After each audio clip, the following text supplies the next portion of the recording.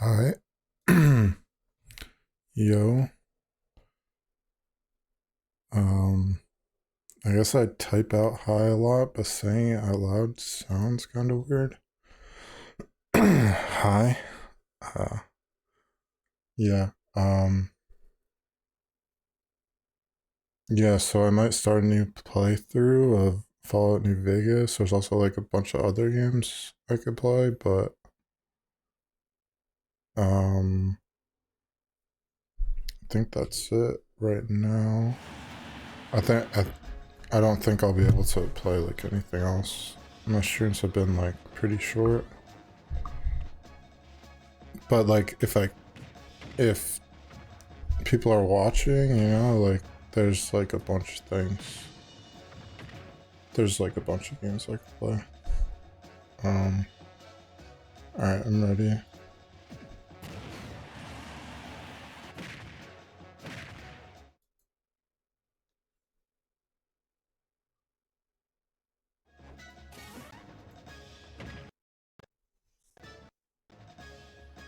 Alright, let me start Smash.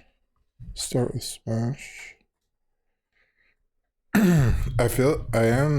I definitely am talking very quiet. I adjusted I think my mic a little bit. Is it still adjusted?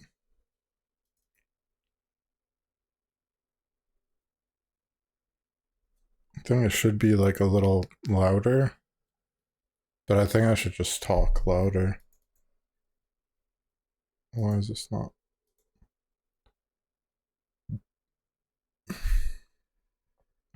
Maybe it's on the other screen. Yeah. Um, I think this should be high. I think this should be at like here. I think my voice sounds better there. I think that's how it should be. I just didn't save that. Okay. Um,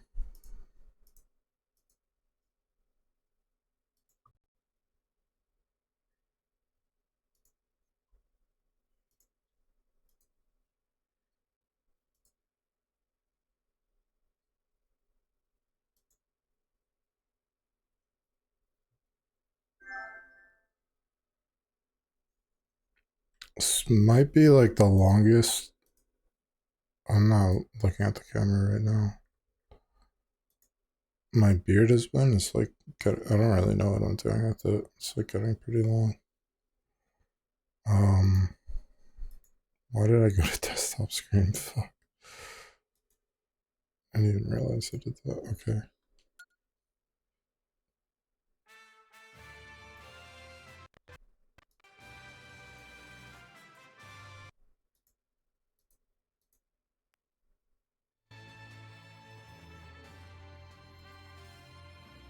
So far.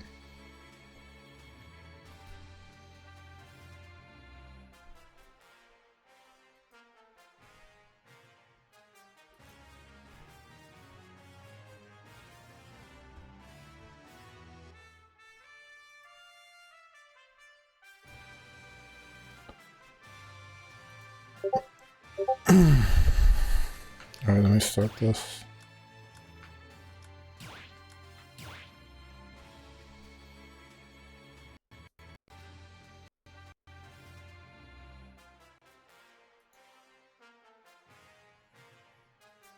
I think my Spotify is bugged. Hopefully it's not still bugged. Let me see. If I hit next. Okay. Maybe it's working.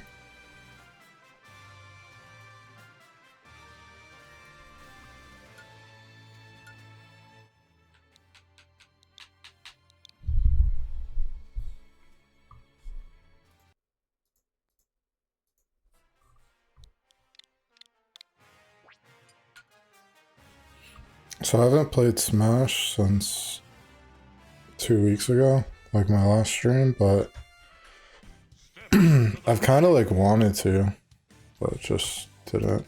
Like maybe I'll play another Smash game. But I've been playing like a bunch of different games. Um, like Monster Hunter Wilds just came out. I don't know if I'll play that though. Like maybe.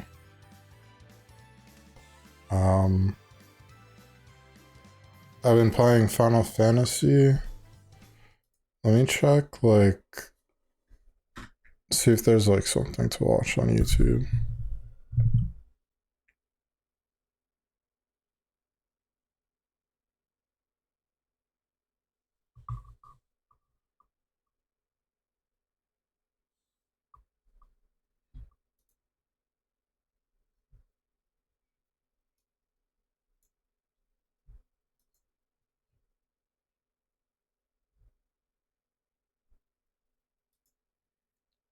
I am like kind of sketched out about like leaking something or showing something, but hopefully I just don't. Like my recommended stuff is all Final Fantasy, so like I'm just like watching these videos about it. FF9 Part 3.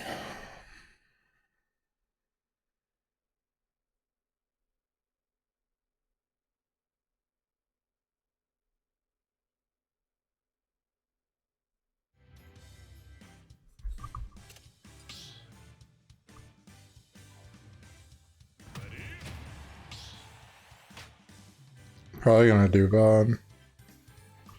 Oh, I didn't put the Spotify music on. Oh, it is working.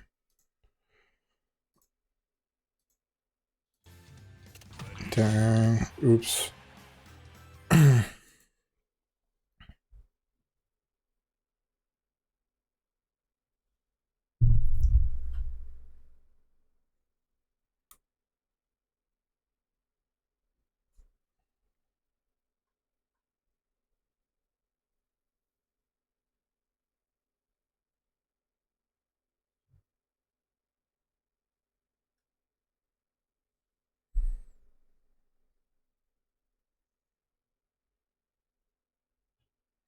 How do you get the secret 5th character in Sonic Advance?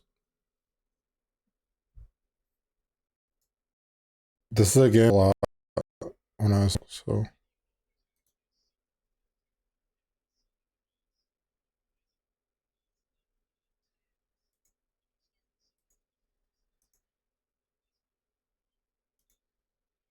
Right, L, right, R, right, A, you'll hear a ring sound effect, and then you can actually play as Sonic and Tails together, like in Sonic I think 2. I knew about now, the this. Tails AI is pretty terrible, and he constantly gets left behind, especially at higher speeds. But just give him a break. He's trying his... Yeah, whatever. That was clickbait.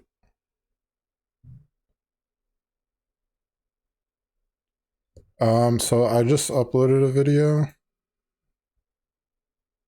and a short, and I need to like rethink my YouTube because I don't know what I'm doing with it right now.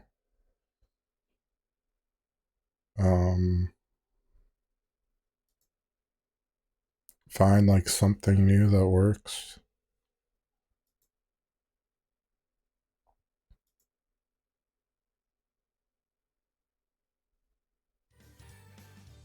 Oh.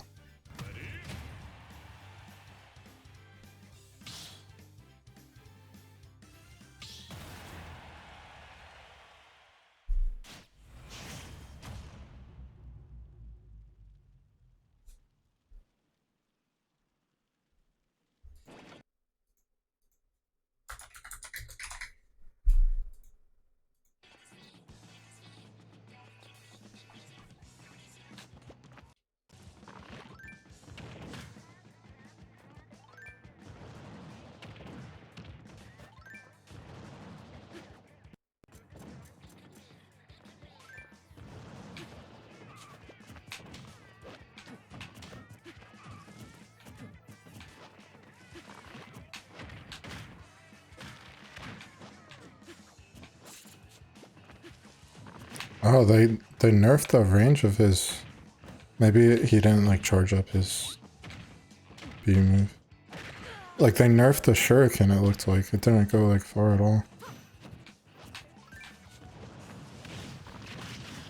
So I just learned, this is such like a small thing, but I just learned that like, it feels like the tree is kind of, it doesn't stay up long. It's like, it goes down pretty fast, but I realized like, during that time, when the tree is like going down, I can still use the axe. So it's like, useful. I didn't realize that until... They like changed villager from the last game.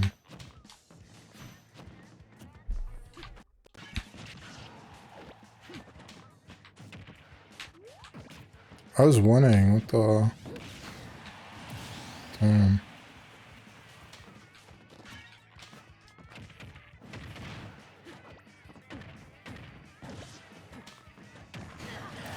That is so cool. Turn, or... Weed kill.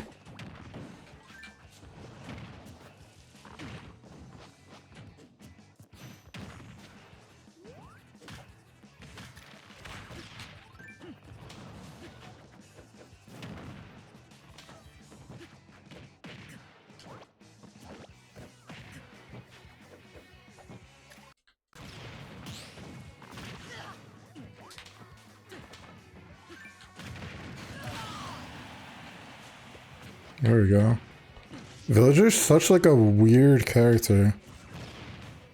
Like winning with him there just like feels weird because his moveset is so strange.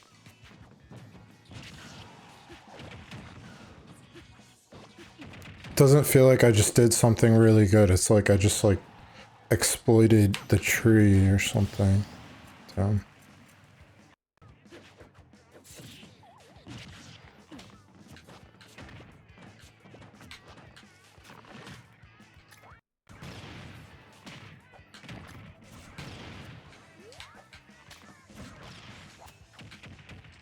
Dang.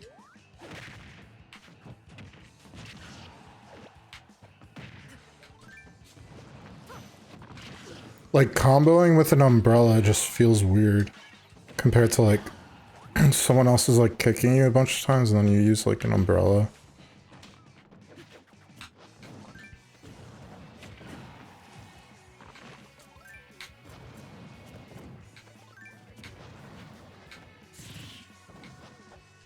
I just killed myself. Oh no, I didn't.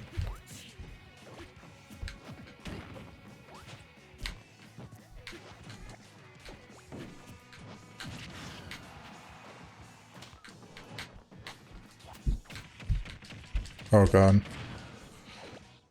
This is close. Oh.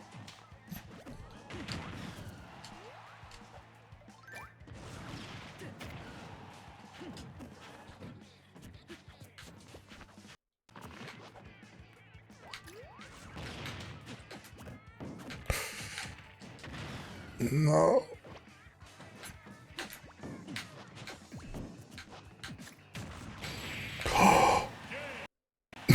No way. That was cool. Like, I definitely would have killed him if that bomb didn't kill me.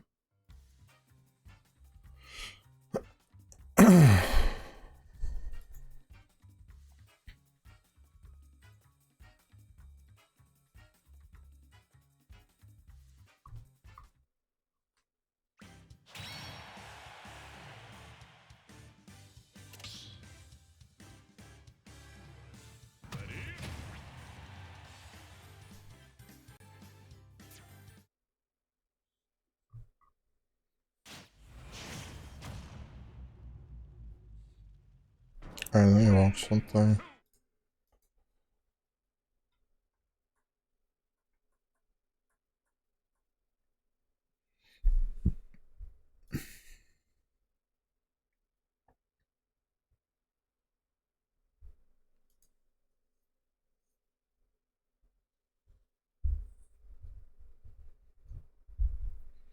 The many potential paths for Smash 6.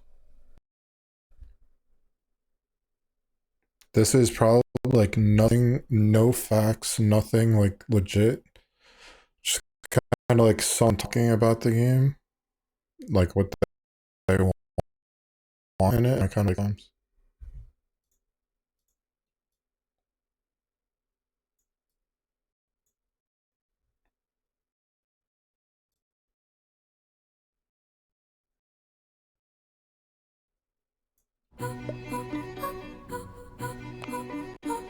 finding where you fit. LinkedIn knows how. After spending so much time completely in the dark, we're this close to the beginning of a new era for Nintendo. The Switch 2 is finally a confirmed thing, and with it will come a new generation. I don't know why. Like, I am broke. I can't afford a PS5. I haven't been able to have a PS5 this whole time. But still, I feel like if I had the money, I'd probably like I'll like try to get a Switch 2 before a PS5 probably. Just because it's Nintendo, like the exclusives and stuff.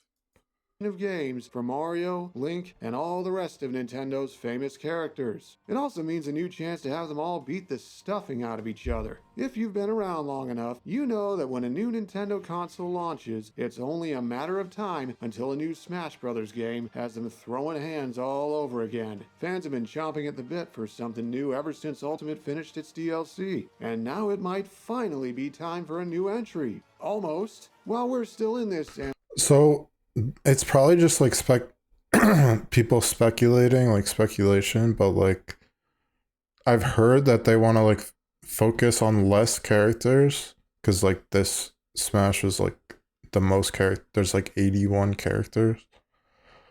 I heard they're gonna focus on like less characters and like more like single player, like story mode, maybe. Like that would be cool, I think. Ambiguous preliminary situation and other big words like that, we have time to debate over what the next Smash game might be like. Turns out there are multiple directions the devs could take, and each path has its own pros and cons. There's more nuance to this topic than you'd think, and the situation has changed in the 3+ years since I last discussed this. Now, let's take a more up-to-date look. Ready? With situations like these, it's easy to overthink things. I should know, if you've been around here long enough, you know I do that a lot. So, what if this is another thing where the most likely outcome is also the simplest one? What if they just continue on like before, with a more conventional sequel that treats Ultimate like an exception? Instead of some crazy new hook like bringing back every fighter in series history, we get a game with a sizable amount of old content, with some cuts, and plenty of new stuff to sink our teeth into. I heard they would do like a whole new story mode with like cutscenes. Like that's what I'm hoping for. This, I think, was like the biggest scam. One upside of doing this, it can appeal in some way to everyone. Or conventional sequel that treats Ultimate like an exception, instead of some crazy new hook like bringing back every fighter in series history. Like the story mode for Ultimate was like, they showed this cutscene of like the story mode, and it was like a movie. It was so good. And then they're like, oh yeah, that's the only cutscene. I thought it was like a whole game like full of cutscenes like that. But it was just like a scam. We get a game with a sizable amount of old content, with some cuts. But the story mode was kind of cool, I think. It's cool how you could play as Master Hand at one part. And plenty of new stuff to sink our teeth into. One upside of doing this, it can appeal in some way to everyone. Treading a middle ground lets the game keep a lot of what people already like, while adding enough new stuff to feel, well, new, without the need to sacrifice one or the other. It's a flexible enough option that the devs could bend it to focus on whatever they felt needed the most help. Want to prioritize making the roster a little bigger, with several more newcomers than Ultimate started out with? They could do that. Want to give the game more single-player modes so it stands out better? Sure, let's bring back Smash Run or event matches, or throw in something brand new. Want to make the online experience way better than Ultimate was able to? Well, you got stronger hardware now, so why not? The devs could choose some or all of the above without sacrificing the game's identity, especially if it doesn't have any of the big commitments or other issues that weighed some previous games down. And that's the thing, this is a path Smash has taken multiple times already.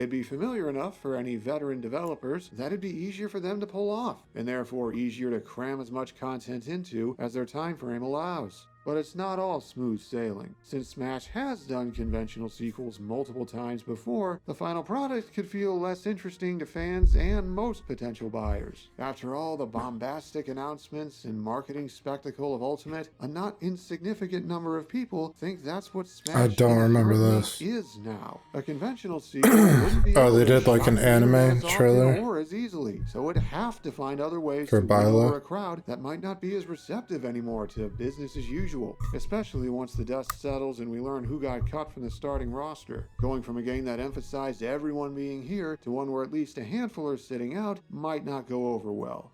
Overall, Oh, a it's on regular the wrong sequel might be screen. the easiest path to take, but it still have strong and weak points to consider. While the least likely to make shocking headlines every few months, it'd also be, as long as the devs think ahead, the least likely to rock the boat so hard it starts taking on water. Remember, just because it's the safe option. I can't see them doing like a standard sequel. It's just like probably not what Nintendo would do. Like, it might be like a better game. You think of like Melee is like the best sequel, but like they're probably gonna add like some new crazy thing. I don't know what it is, but I don't know. They always do like some gimmick or something. Doesn't mean it has to be boring. Give it a good batch of newcomers and new features, and it maintains Smash's momentum just fine. グラ様とテースラがまたまたコラボするぞ。どうだゴッドになった我も I mean, I thought Brawl was good, but Come like on, you might be thinking. Why settle for just fine? Especially when the game a lot of like people are still playing Melee, the game before Brawl, because they thought it just, I mean, competitively they just like started making it not as competitive. we already have accomplished the impossible at least 4 times over. While that's not what everyone has said, the Smash fan base is very big and full of different subgroups with different opinions. At least some definitely have, and they have proposed a different path. Why spend so much time on a new game when you could just port Ultimate over to the Switch 2, include all the DLC, add a few new things to it, upgrade the visuals, and have it out right away with little fuss? Mario Kart 8 did that for the original Switch, so why couldn't Smash do it with a Switch 2? It'd even have a few advantages. For one, they'd be I don't starting with a want that. complete game and then some. The appeal of adding to the already massive crossover would refuel the hype train, so to speak. Could even address a few of I want new game.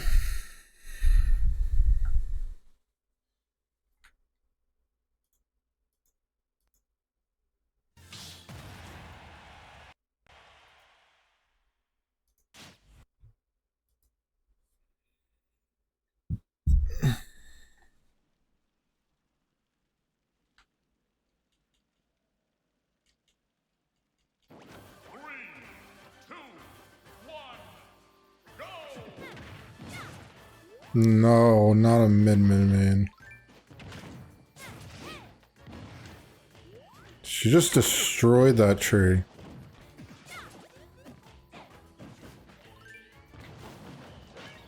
I don't know how to play against some mid-man. Especially a mid-man. Oh, I did not even know she could deflect.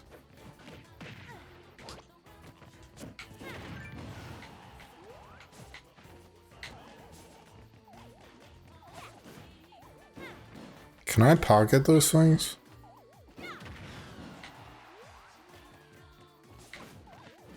No.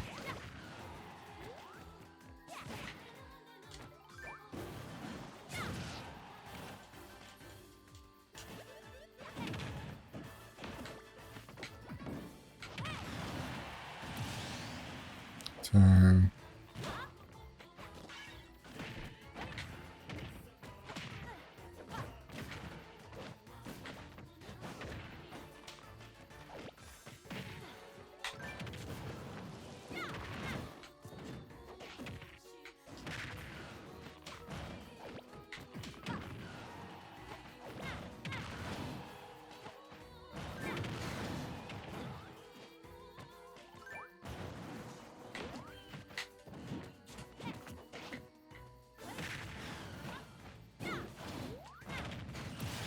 Dang.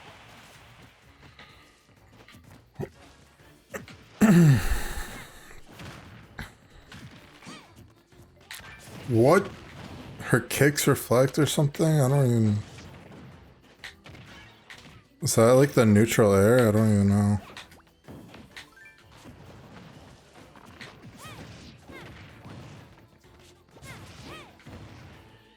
She just destroys the trees.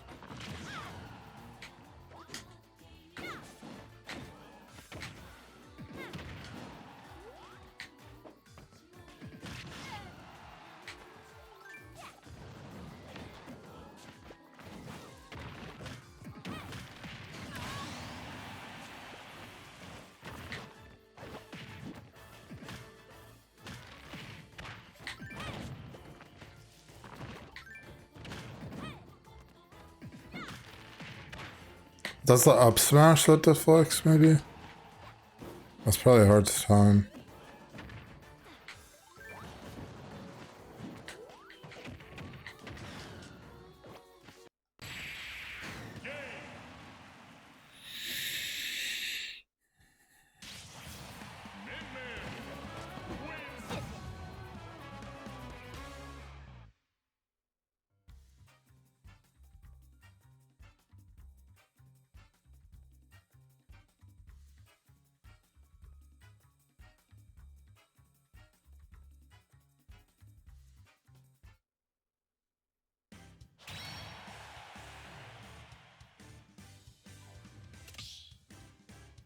This Min Min is legit, yeah. I don't think I've ever played against like a Min Min main.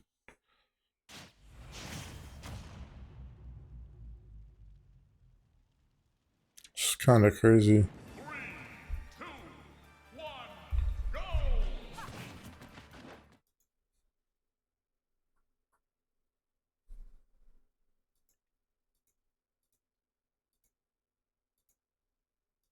Ultimate's flaws while they're at it, within reason. Mario Kart 8 Deluxe added an actual proper battle mode to a game that didn't originally have much of one, on top of adding a few new drivers, reworking the item mechanics, and adjusting a bunch of stats. And it had the option to tack on even more content later on, True. like what we saw with the Booster Course Pass. This idea of taking what's already there and building more and more might also work with fan expectations better than other options, which could make the finished product an easier sell to fans who are into that.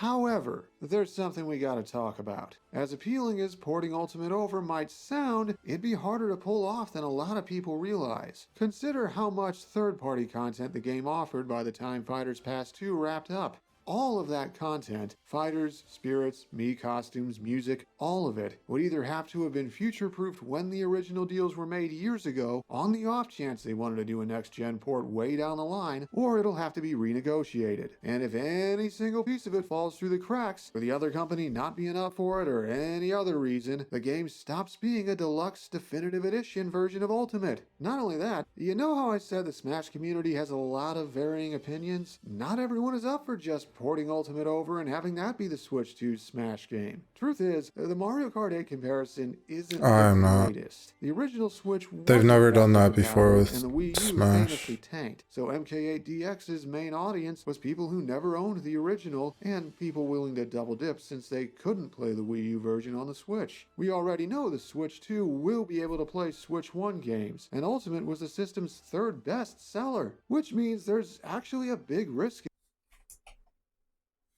And Ultimate was the system's 2018.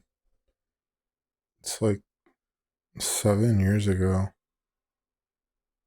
2017. third best seller, which means there's actually a big risk of diminishing returns. Doing the same thing again might not convince as many people to double dip on a slightly upgraded version of a game.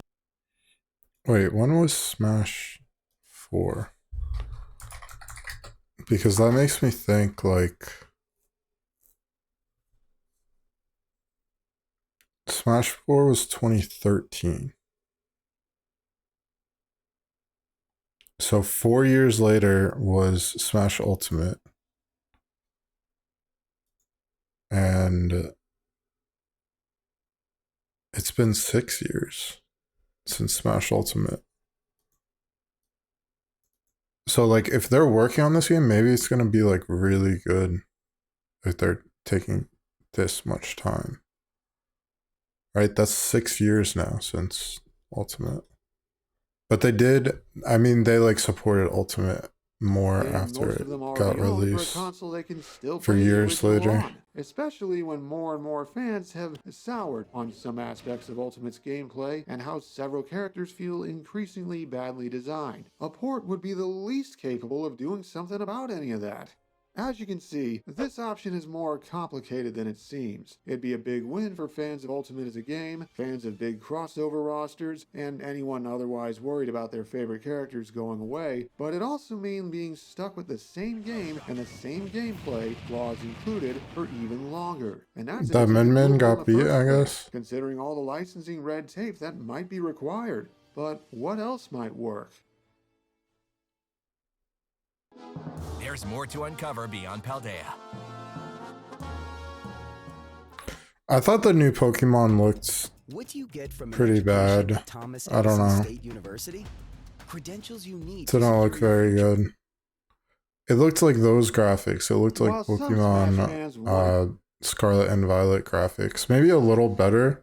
Like the character models looked like a little better, but keep Ultimate around, another side of the community would Not rather do very the good. opposite. Why not instead, they say, focus on having Smash 6 do its own thing, the start of a series reboot that follows its own path. Where Ultimate emphasized Smash's history and brought back as much old content as possible, the next game could emphasize the new, the start of the next but there's like a Pokemon Stadium game coming out for phones. I think that game looks era that of looks Smash cool. Brothers. This path has one obvious strength. A very easy time standing out next to its predecessor. Getting out from under Ultimate's shadow is going to be a challenge no matter what, but a reboot would be able to forge its own identity in ways the other options simply can't. I saw quite a few fans get burned out on Ultimate by the end, so a game that goes out of its way to be new and different and refreshing could light the fire in their eyes all over again. And since the Switch 2 will be backward compatible, Ultimate will still be playable on it for anyone who misses that game's roster. A reboot would also be the most capable of reworking older content that hasn't aged well. I've seen how many people have wanted overhauls for veteran fighters. Trust me, I've made a whole series out of this exact thing.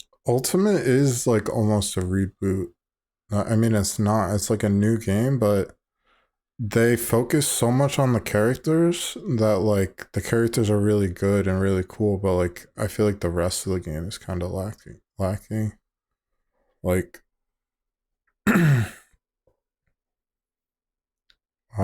focusing on like story mode would be cool with like Subspace Emissary, like the story mode from Brawl.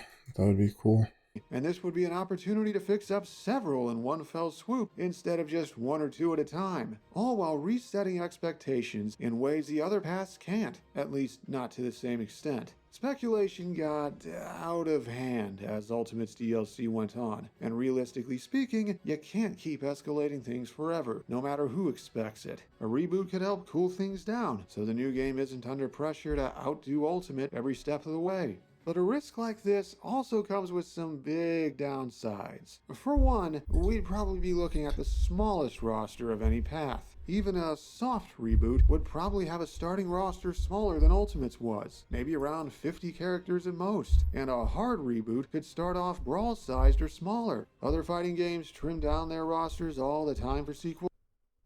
I thought it was really cool how in Ultimate you start out with 8 characters. I thought that was really good, and then you like unlock all of them.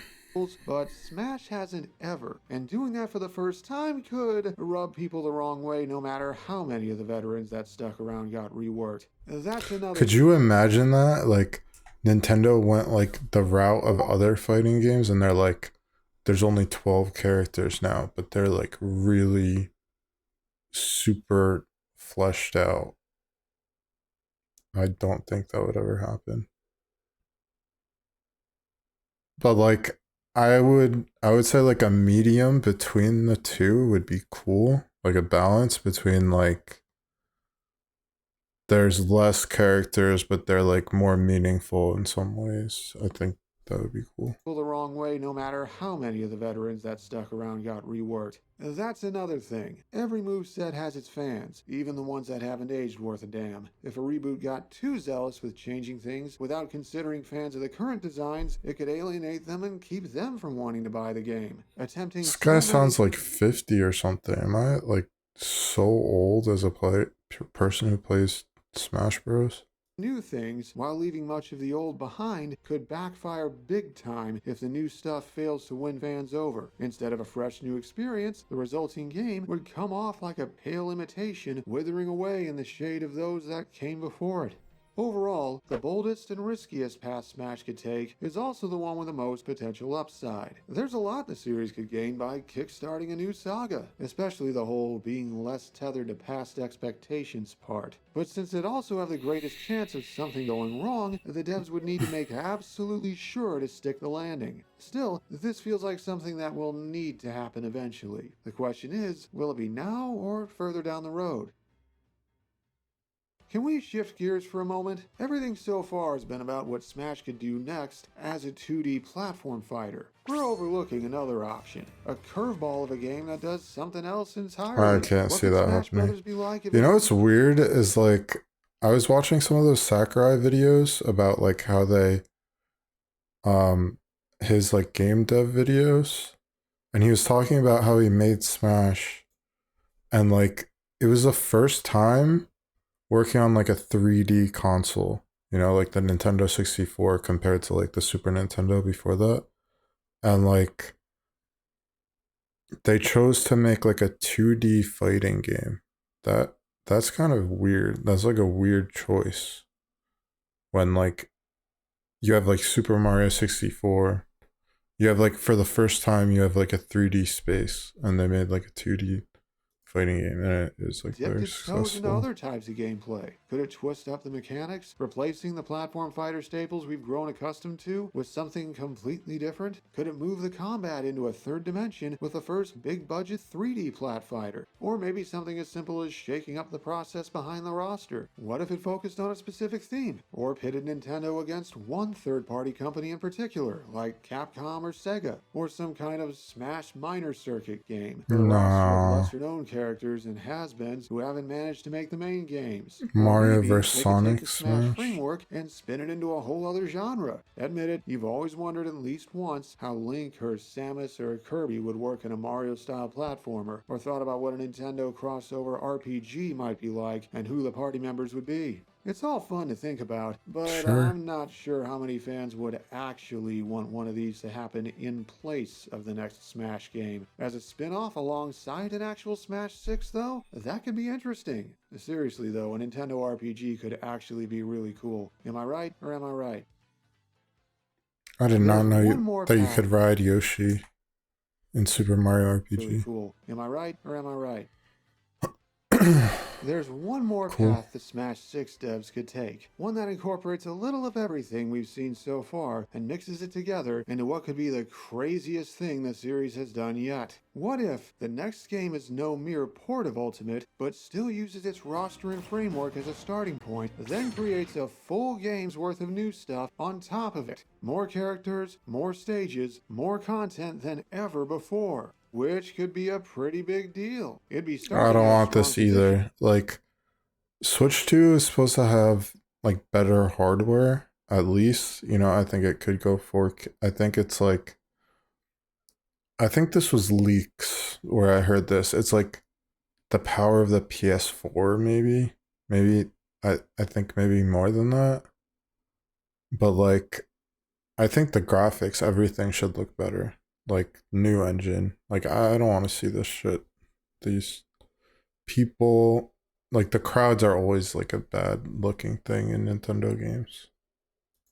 But And building even further without being limited by the framework of a simple port. With a full game's worth of development instead of just a few new things tacked on, it'd be able to take an already full package, albeit one that's uneven in places, and create something that still feels relatively new. Could have a different style of classic mode, new single player modes, even a more fleshed out adventure. but its biggest selling point would be even more fighters in Ultimate, taking a roster already 82 characters strong, plus multiple Echo Fighters, and adding on to reach heights unimaginable by any other crossover fighting game. Could one of its big draws be a starting roster of Well, 100 maybe that could be characters? cool. They already pulled off 18 newcomers once already for Brawl, so maybe it's more doable than it sounds. Except it's not that simple. While this path does combine several strengths of the others, it also takes on several of their downsides. While it might not be a direct port of Ultimate, building atop it would still require getting all the third-party licensing renewed for the starting roster, including from companies who tend to prefer setting up deals for DLC instead. So it too might not even be possible. While the game wouldn't feel as mundane as a normal sequel, it'd still be similar to the game it's following up, so it would need a way to stand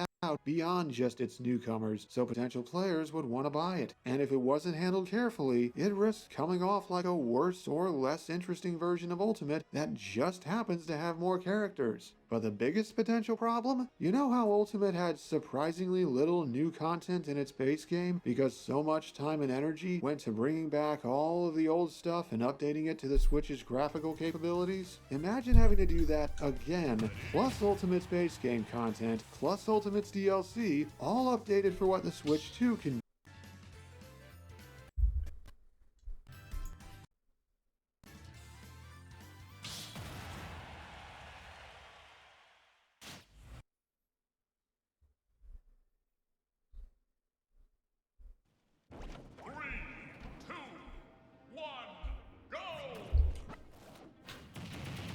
I didn't even mean to do that. I thought I was like playing as Mewtwo for a second.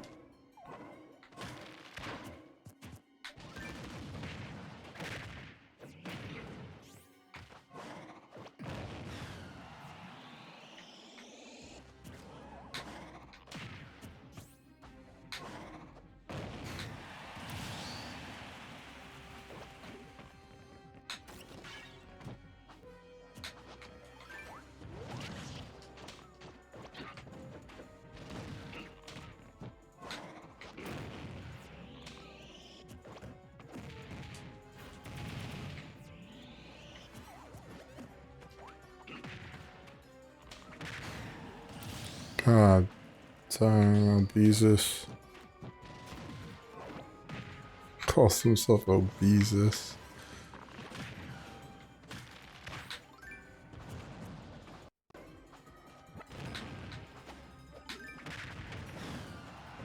I was lucky.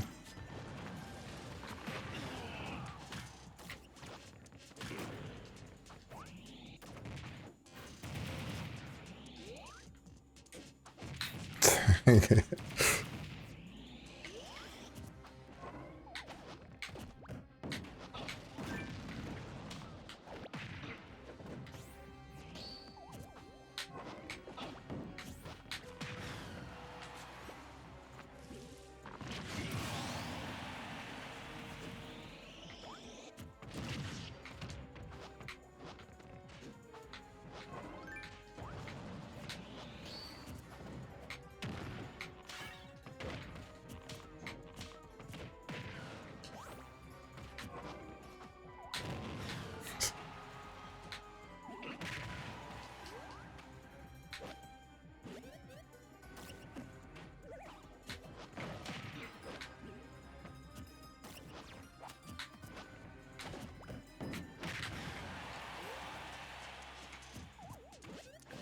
Is he gonna? No, he's not gonna throw it.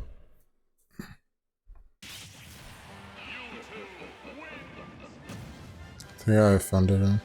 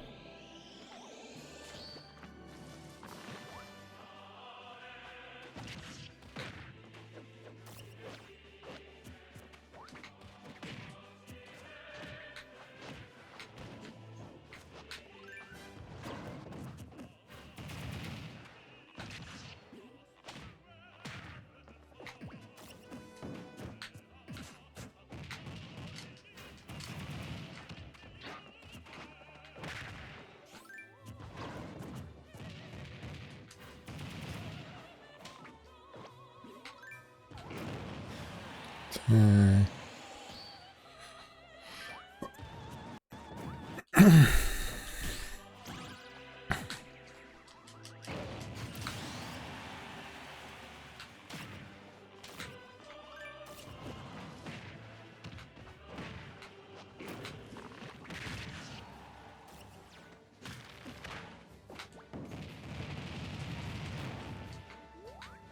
I'm not using the jab enough. Jab is so good.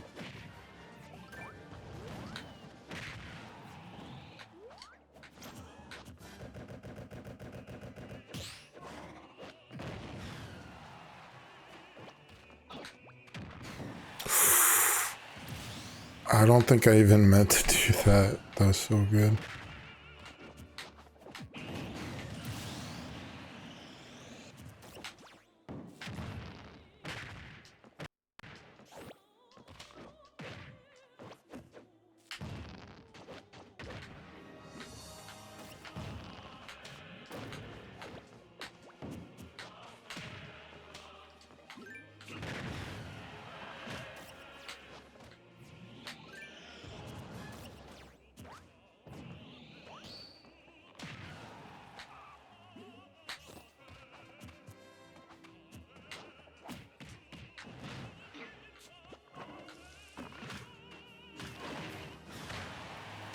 Darn.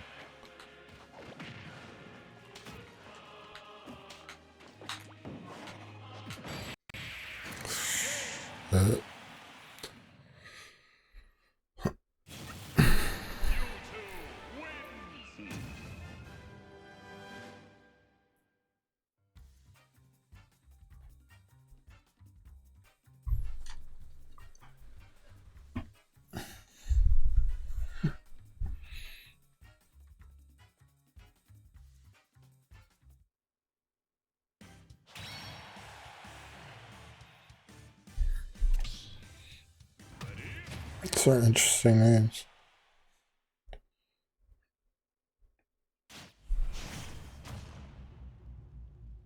They're like holy. Salvation versus Obesus.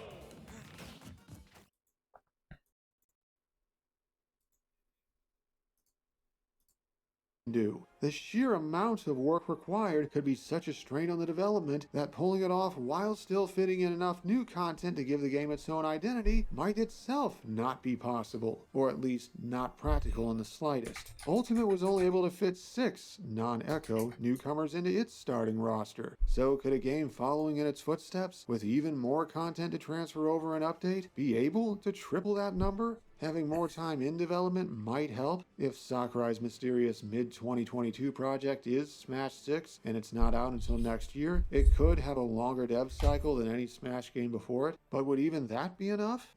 As you can see, this might sound like the most impressive option on paper, but it might also be the least realistic. If they could, somehow, build even higher without the whole project collapsing under its own weight, it might be the one thing that could out-ultimate Ultimate. But can that actually be done? And between the sheer difficulty of pulling it off and how it'd still be stuck under the shadow of a game that, again, will still be playable on the Switch too, should it be done instead of something more unique and less of a nightmare to create? The future is unclear. There you have it. 4 potential directions the next Smash game could take once it finally makes its presence known in the, hopefully, near future. A regular sequel in line with what Smash has usually done before, an enhanced port of Ultimate that hits the ground running quickly, a full-on reboot that signals a new era of Smash, or attempting to outdo Ultimate with something even more grandiose. And maybe a spin-off along the way that does something else with the crossover concept, maybe even delving into other genres. Each of these paths have their pros and cons, and their share of supporters and detractors. How do you feel about this Crossroads Smash? So they made Ultimate in 4 years. Like Smash 4 was 2014, and then Ultimate came out 2018. Like that doesn't mean they worked on it that entire time, but that's like how long it was.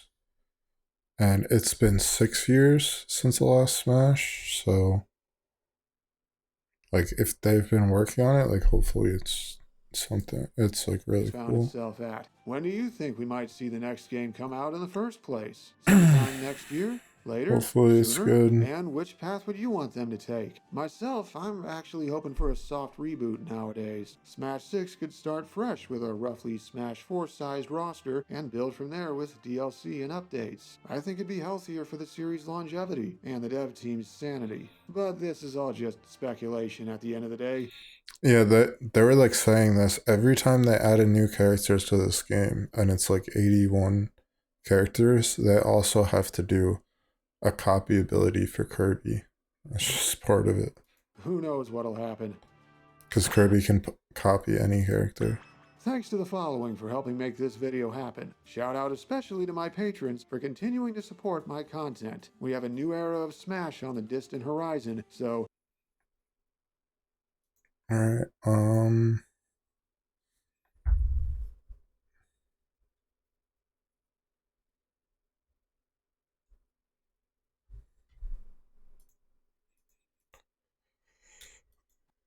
I think I start up this game, see how it goes. Let me do one more Smash game.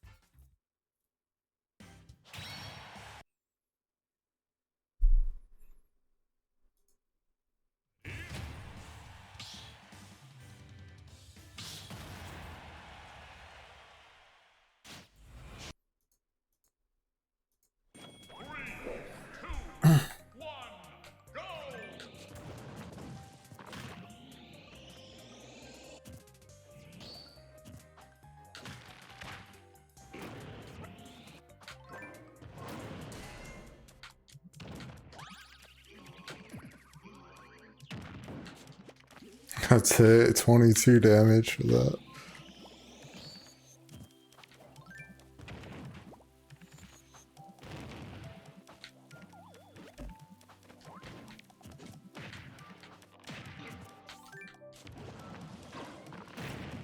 Should probably play a different character.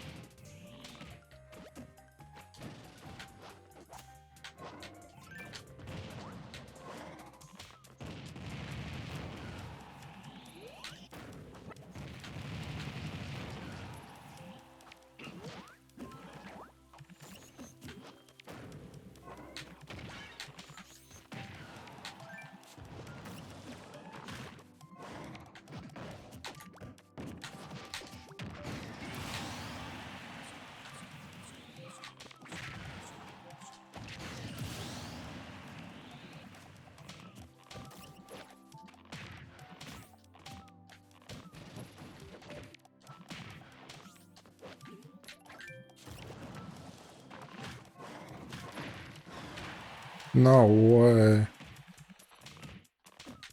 I mean, I should probably watch out for that.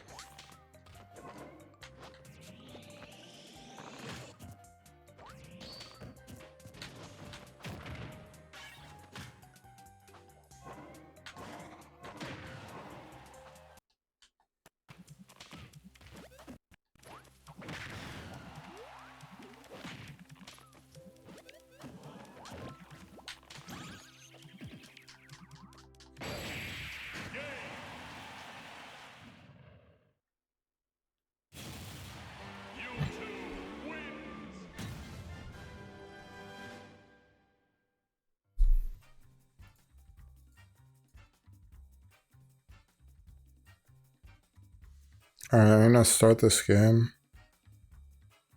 See how it goes.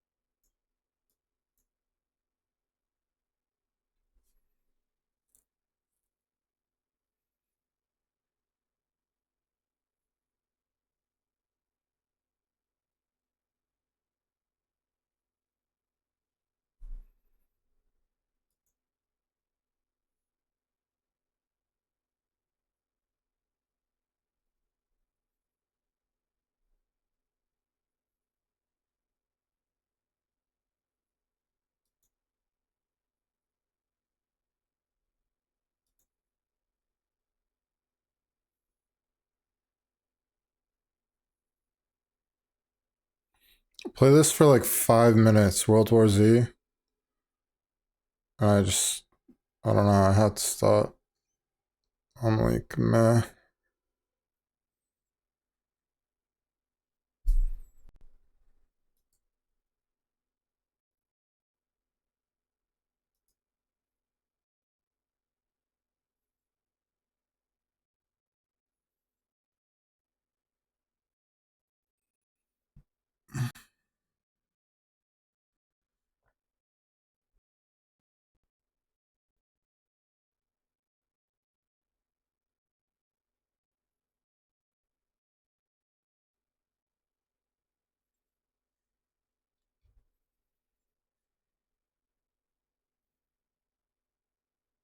Do I update?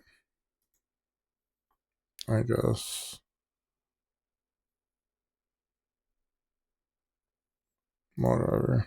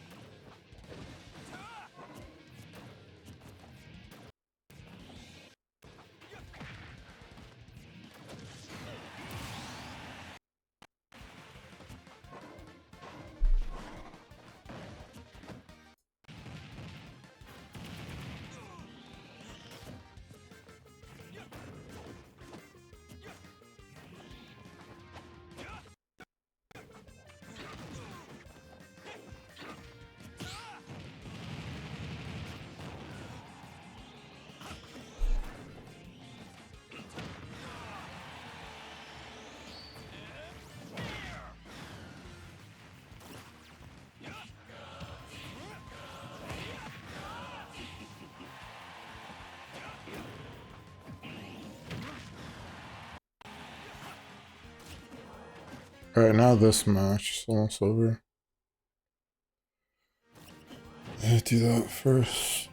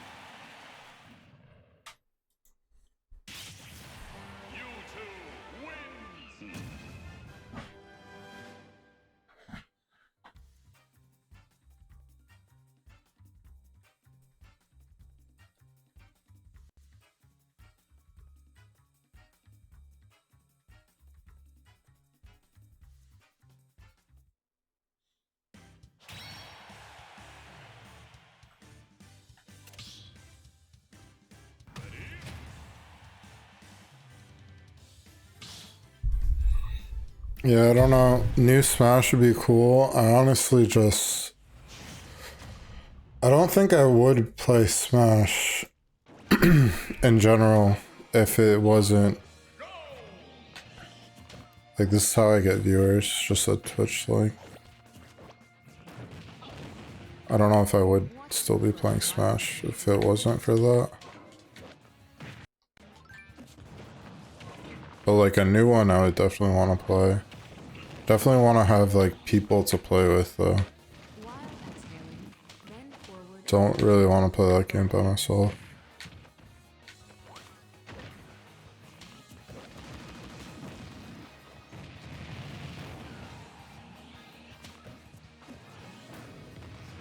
Now, return to your original position.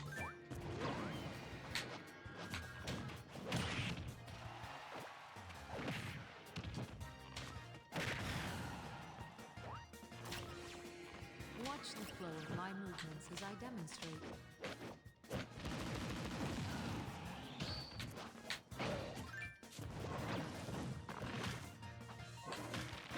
Distribute your weight equally. That's close.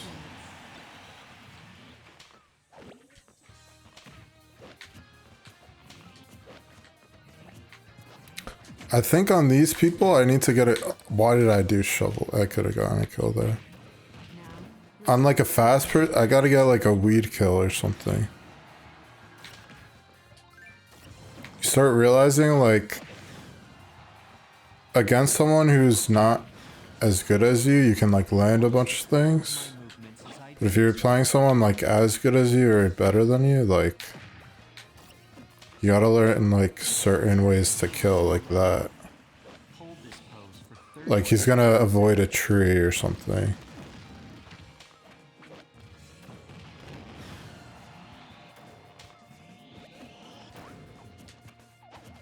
Now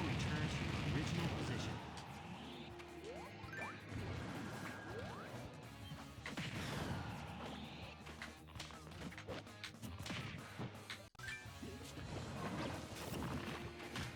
Watch the flow of my movements. God damn. Keep doing that.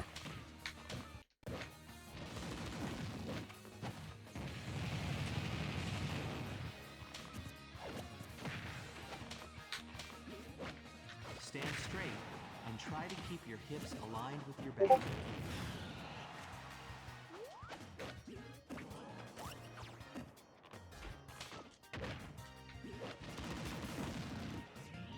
Now return to your original position.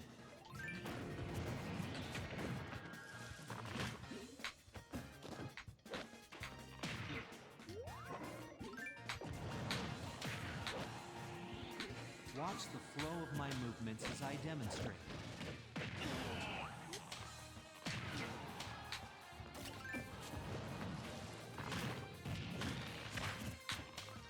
Keep training and working on your sides. That recovery is like too good. It's like OP. It's so cool how Mewtwo carries an item. Original position.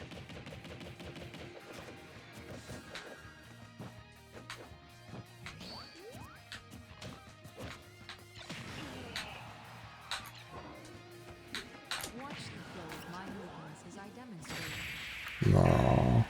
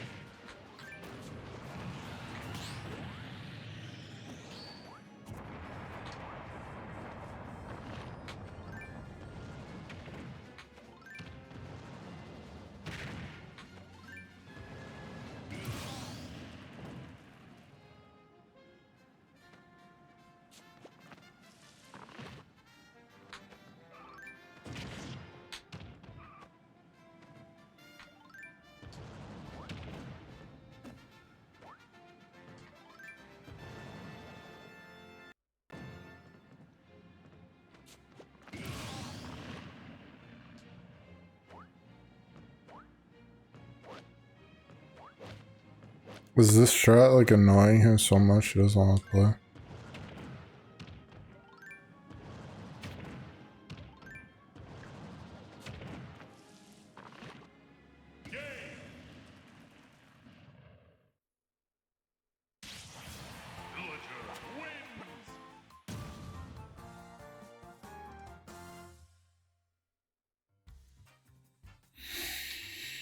I think that was the first time I won all day.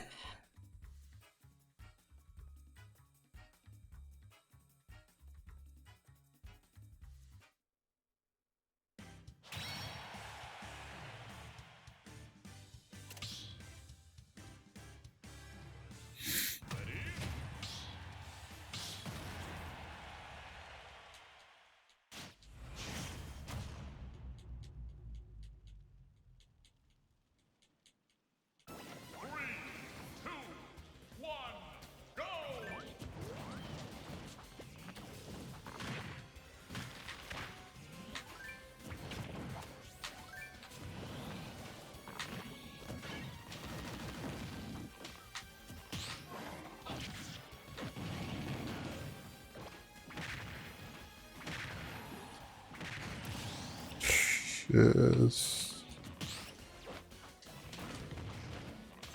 Shiznit. Oh, he's doing like down tilt on me.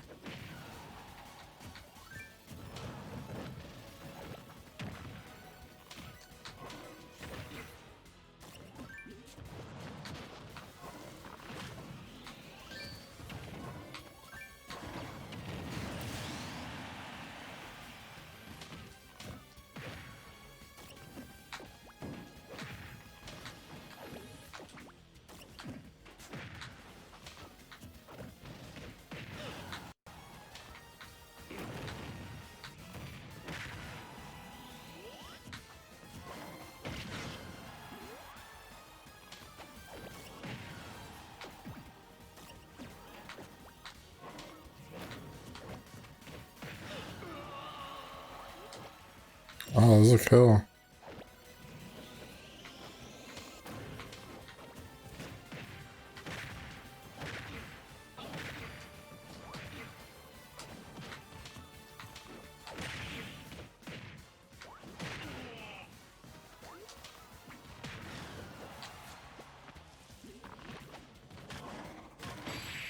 No!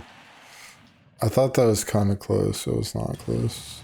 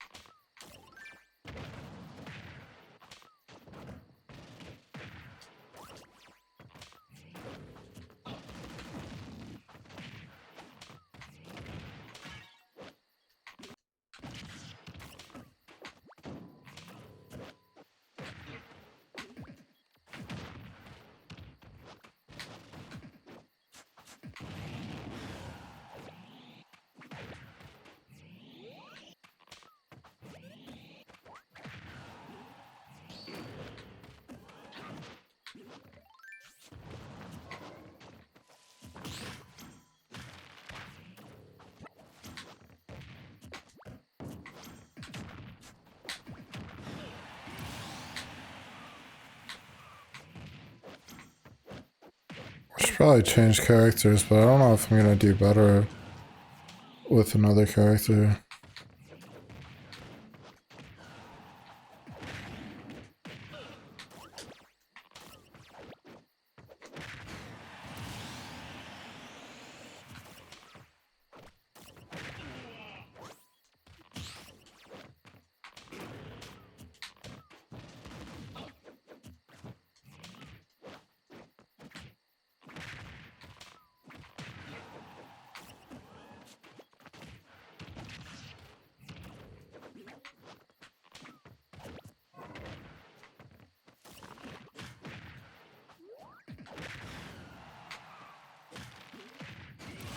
Nice.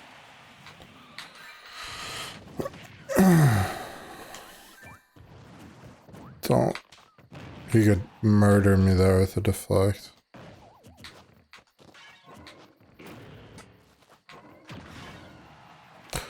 If the pot didn't get reflected, that would be cool.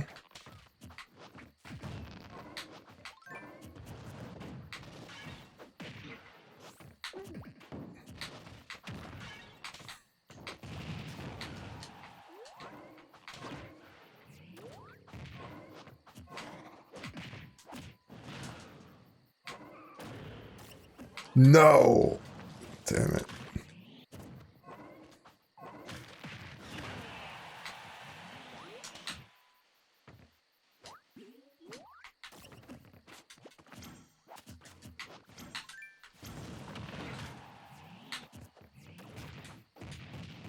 No!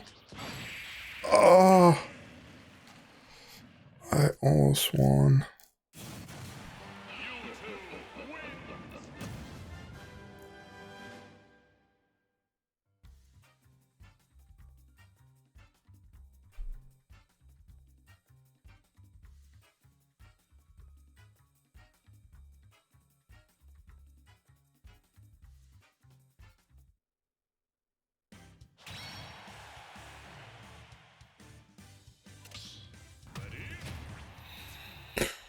Alright, let me start up this game, see how it goes, and then probably end.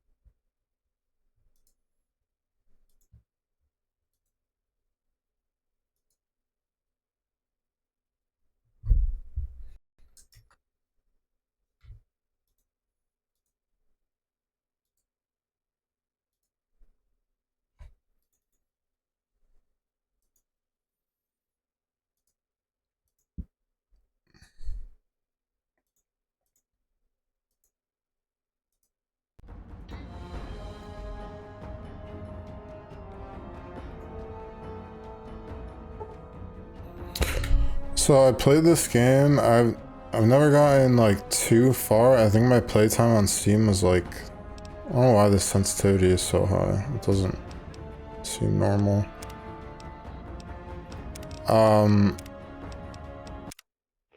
This is like Epic Games version, which has like all this DLC. It was like a free game. But the thing about this game is like I don't know if it even exists. Like I've never like gone and like played poker or like gambled or like done slots. Like I've never done that part. I don't know if it's even in the game, honestly. Like maybe it is, but I've never done it. Hey, what's up? Thank you. Cutie Swifty. Yeah, Zelda posters.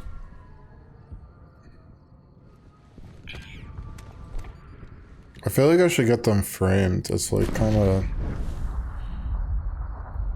I don't know if it looks that good, just have posters.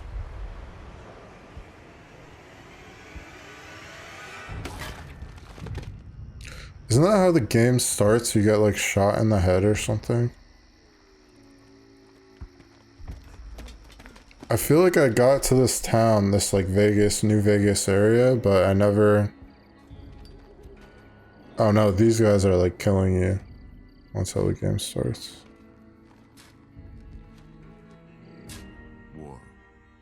War never changes. Yeah, frames would be better. When atomic fire consumed the Earth, those who survived did so in great underground vaults. When they opened, their inhabitants set out across the ruins of the old world to build new societies, establishing villages, forming tribes. As decades passed, what had been the American Southwest united beneath the flag of the new California The hell is that bear? dedicated to old world values of democracy and the rule of law. I wonder if you can kill those bears. So did its needs.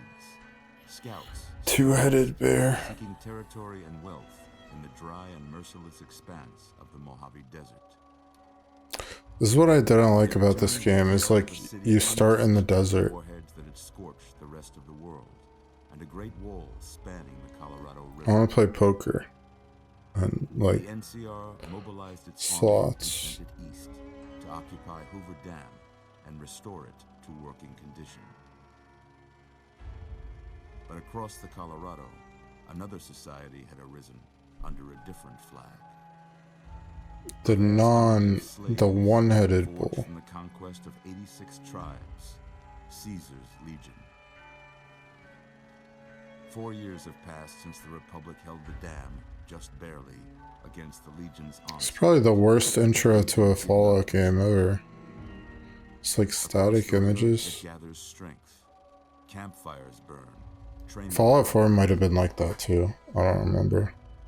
Through it all, the New Vegas Strip has stayed open for business, under the control of its mysterious overseer, Mr. House, and his army of rehabilitated tribals and police robots. You are a courier, hired by the Mojave Express to deliver a package to the New Vegas Strip. What seemed like a simple delivery job has taken a turn for the worse. You got what you were after, so pay up. You're crying in the rain, Pally. Guess who's waking up over here? Time to cash out. Will you get it over with? Maybe cons kill people without looking them in the face. But I ain't a fink. Thank you for the follow. Is that Cutie Swifty or Cutie Swifty? Cutie Swifty. Sorry you got First time watching any Fallout game. I think they're pretty good. From where you're kneeling must seem like an 18 karat. On Epic Games, I got them like all of them for free. Truth is, the game was rigged from the start. Besides 4, I think I had 4. But like, even like the really old ones, like 1, 2.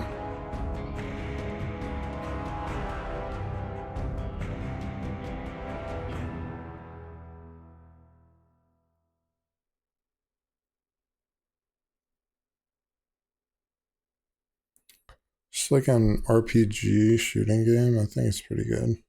Cutie Swifty, like Taylor Swift.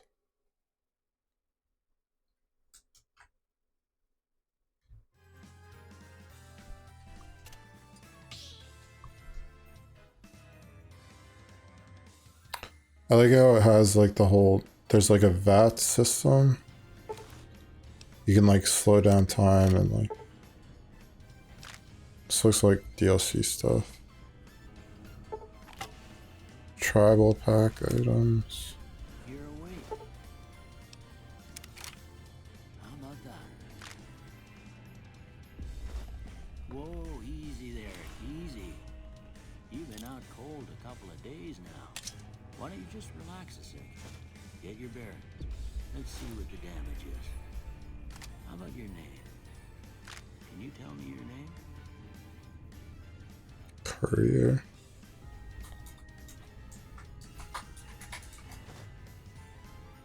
I can't say it's what I'd have picked for you, but if that's your name, that's your name. I'm Doc Mitchell. Welcome. I've been like turning off. Yes, like Taylor. I've been like turning off subtitles in games and movies. But you'd better tell me if I left anything out of place. I think it just forces me to like just pay attention and ew, that's a starting. It's a starting guy.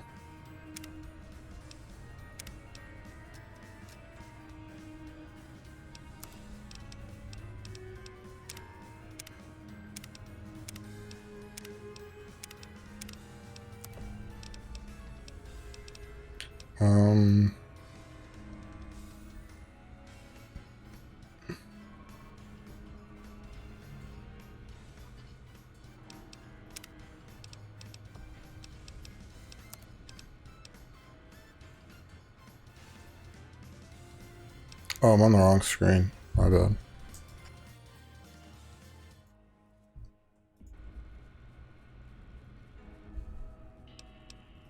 Well, I got most of it right anyway. Stuff that mattered.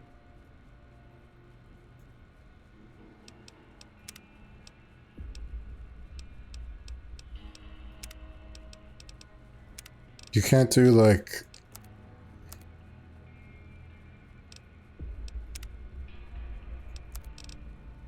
I think you have to pick a preset and then customize it.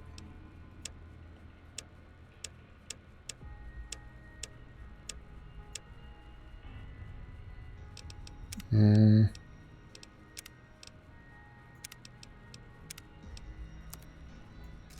don't know. Oh, okay, this is a lot.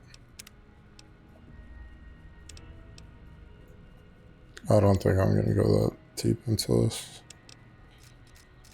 It looks kind of weird though.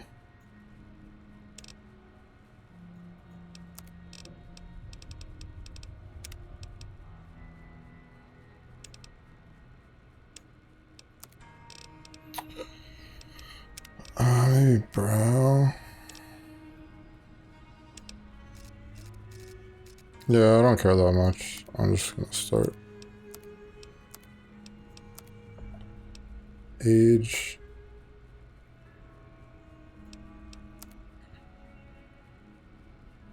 Always turn off subtitles on movies, and sadly I don't really play enough solo games, really. You play like Smash? Yeah, I like only play solo games.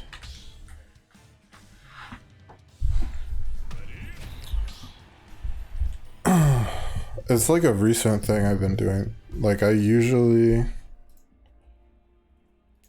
like always have subtitles on, but now it's like kind of just want to like focus on the story, I guess. If it's a good movie.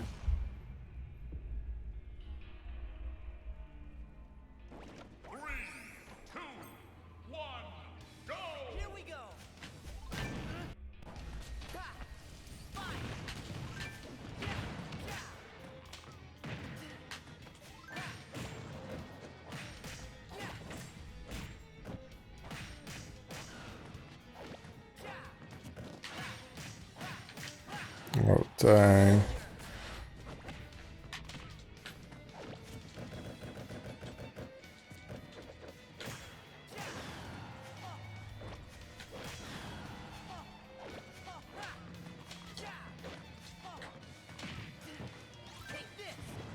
I haven't heard like I know there's been like a few albums with Taylor Swift. I haven't listened to them yet. I think like Lover was the last one I really listened to.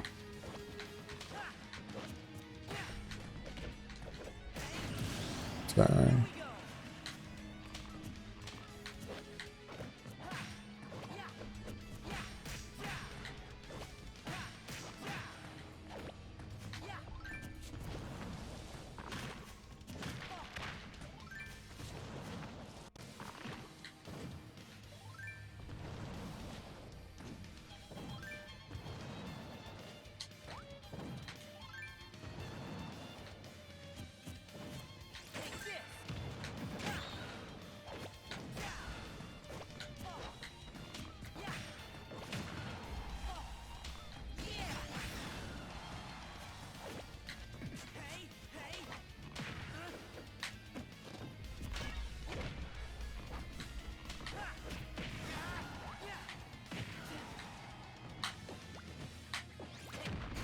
Nice.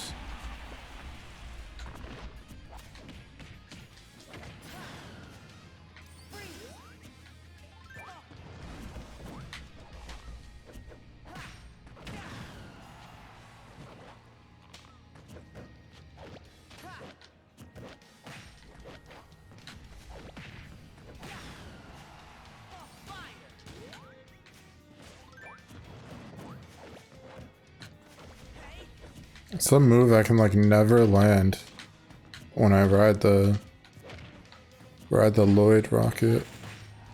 Gyroid rocket.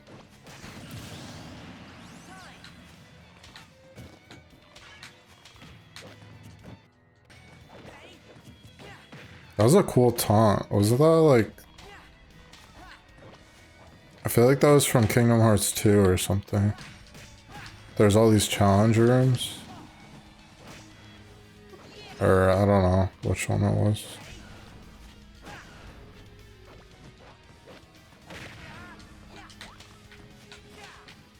Like if Sora can use magic, maybe Cloud should be able to use magic. Like they both use spells like the same way.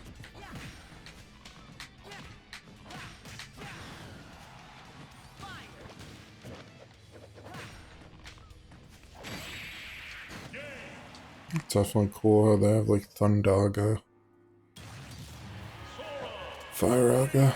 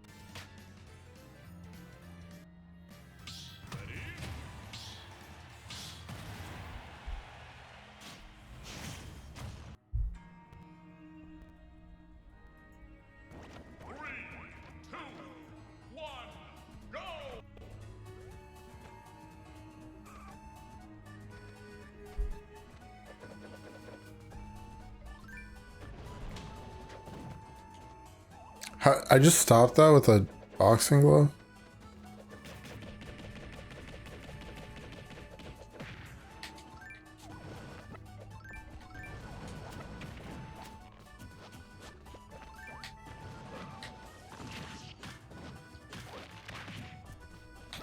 This is actually an interesting game. Villager can pocket everything Villager can pocket. Everything Villager can do.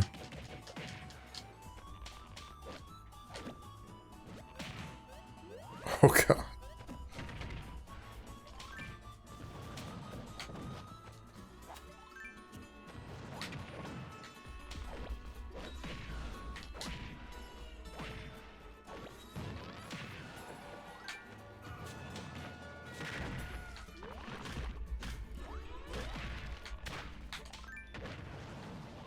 Tree versus tree.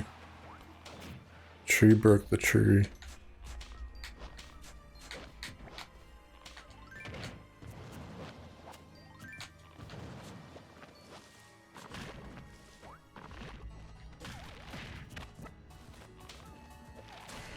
No.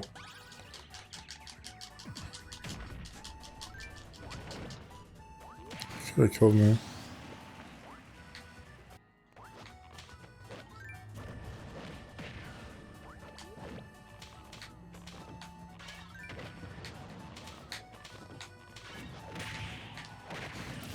There we go.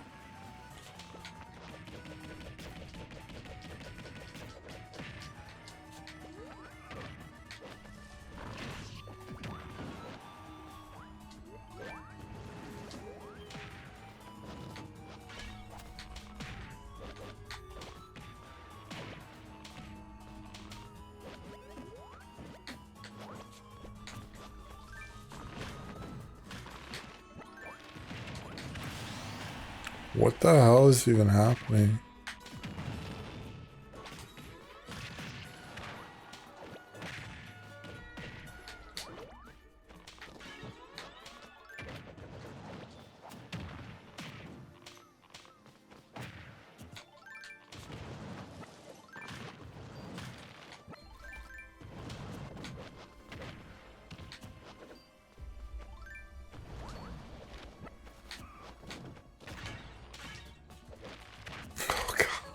Oh shit. No! Oh, I could have grabbed that.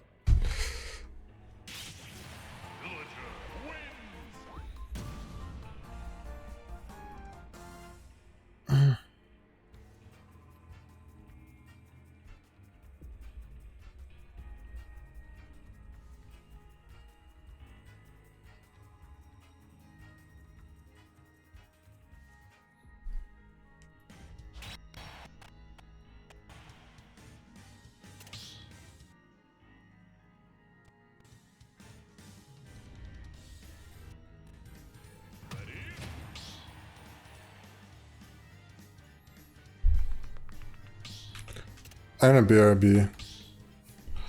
Right back.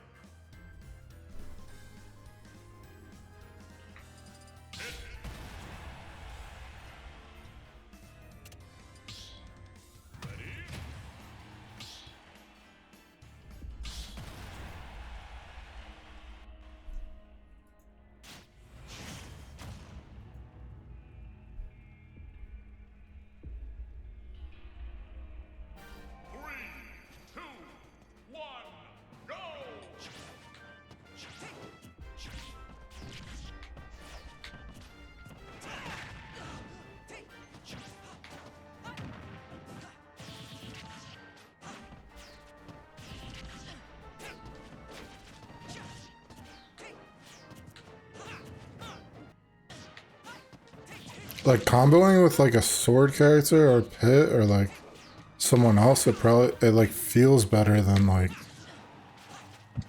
hitting them with like a bowling ball, and it just feels weird.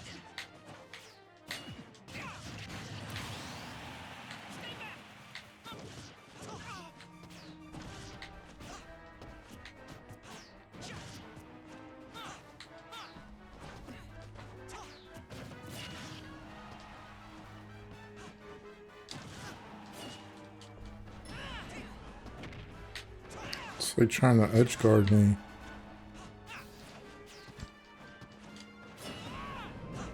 This isn't melee, you can't do that. I kind of did want to play melee.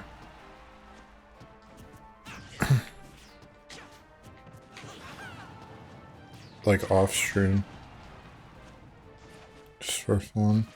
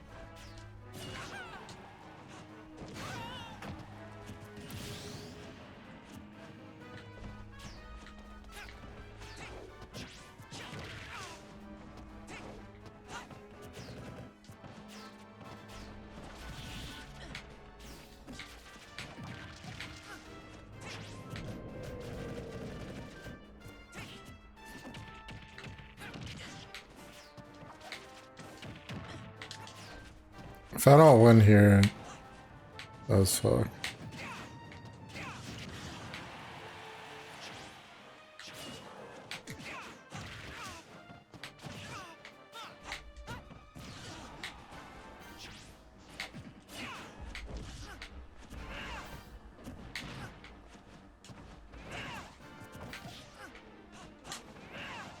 This is too close. Come on. Just one hit.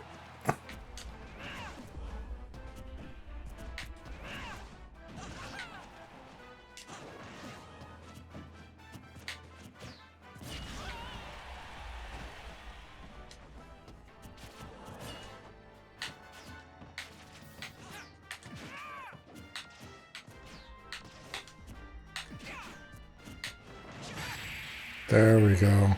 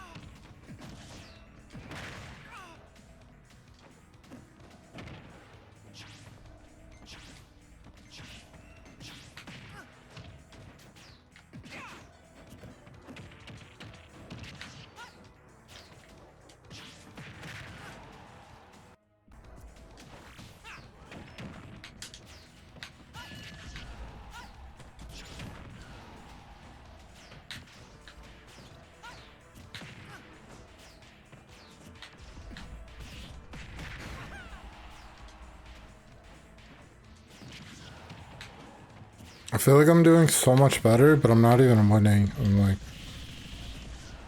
just like, just getting by.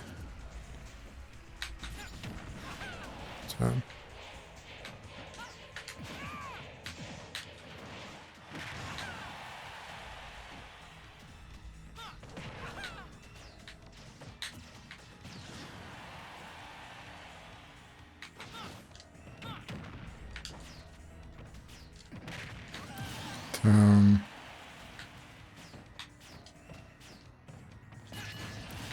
There we go.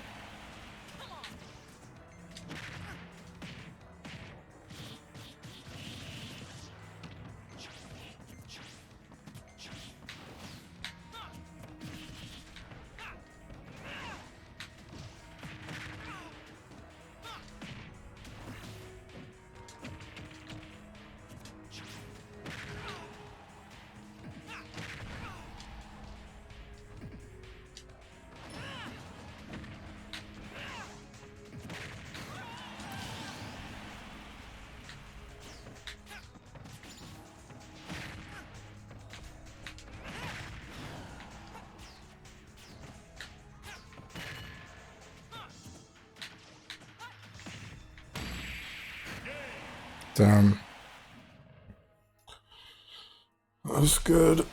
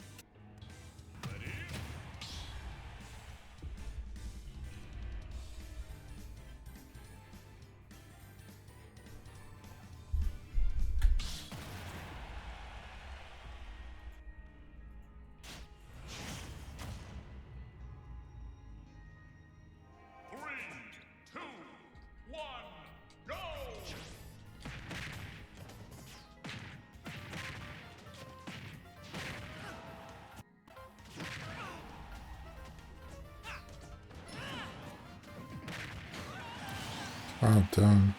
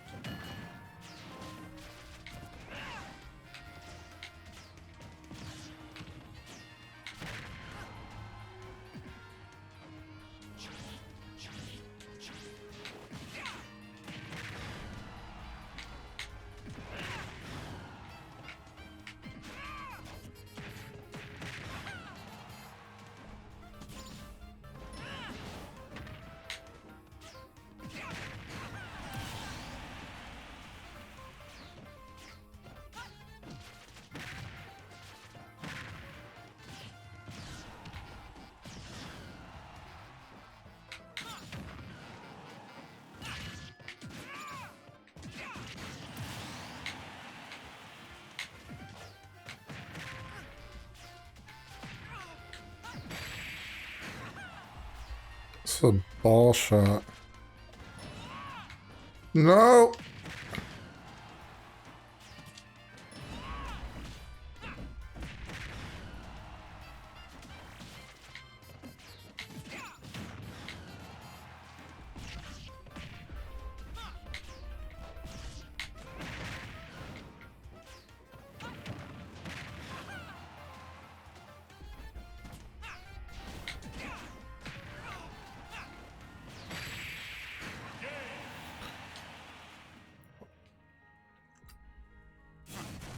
Oh, my cam's not on, my bad.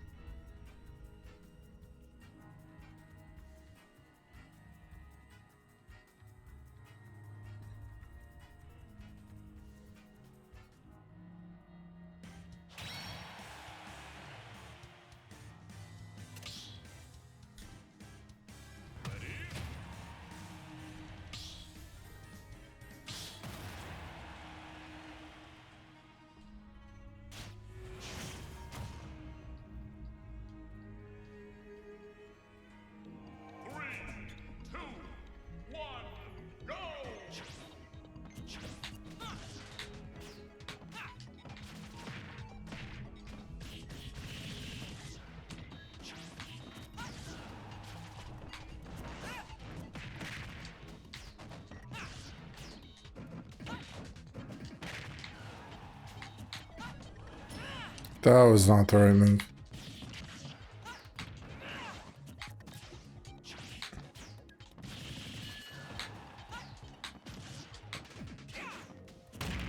No.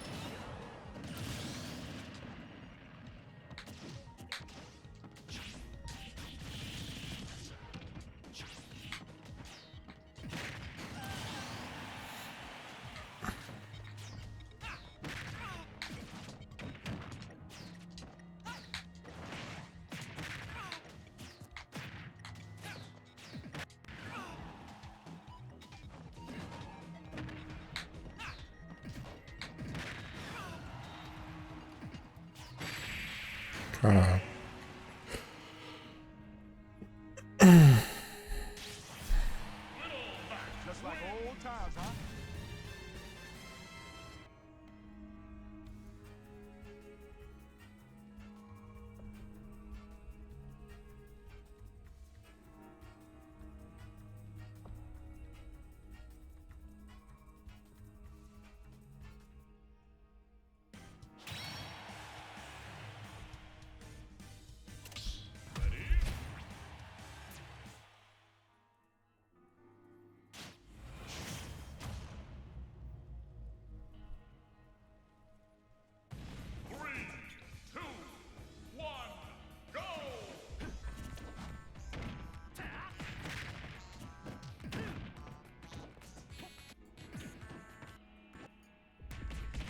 Alright.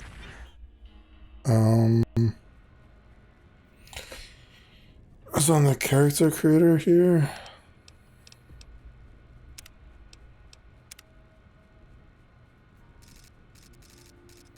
Definitely looks weird. The forehead is like too big. Mutton stash?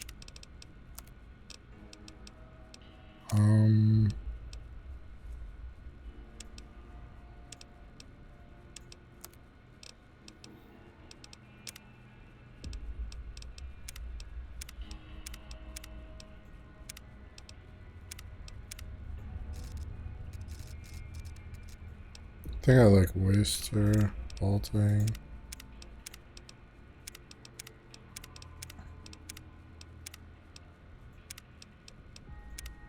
Terrorsaur?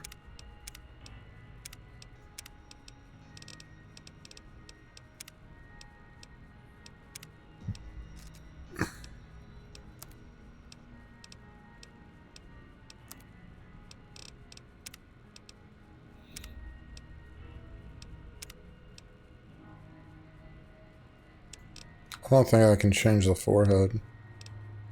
Oh, forehead. It's got a big forehead.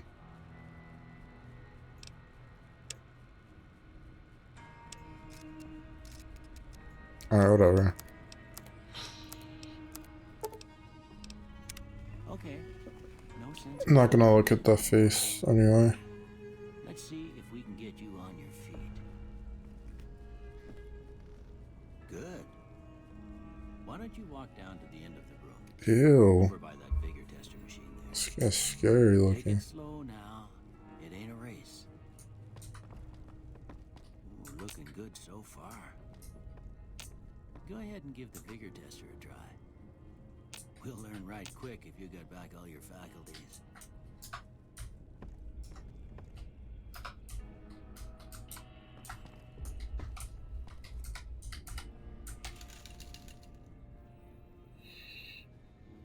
This sensitivity is like way too high. I don't know what's up with that. It's like crazy high. What is that? Like my mouse sensitivity is way lower than this.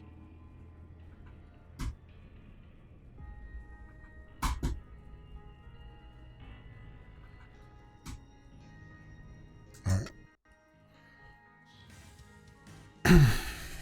Okay, I'm up.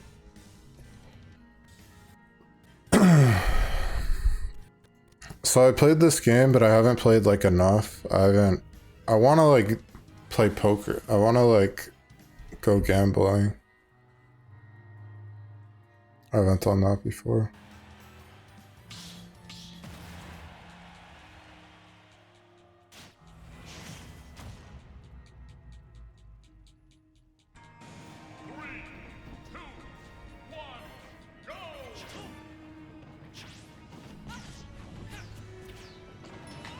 Why do I do that?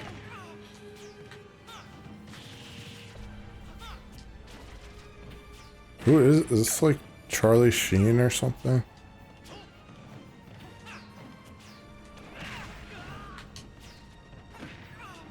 I don't know. It looks like a character, but I don't know who.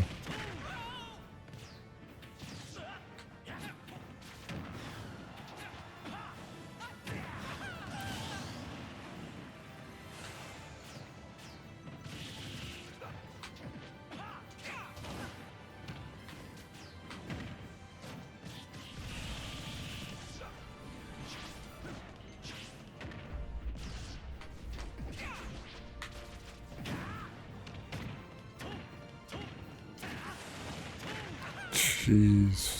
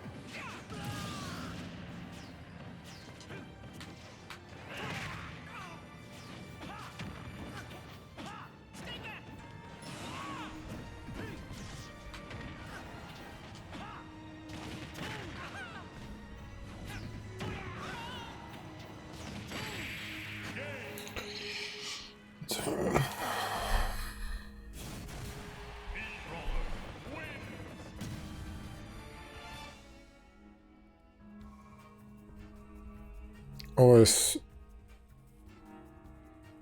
not good to lose to a Mii fighter. His hand looks like super detailed, and then you see his face. So weird.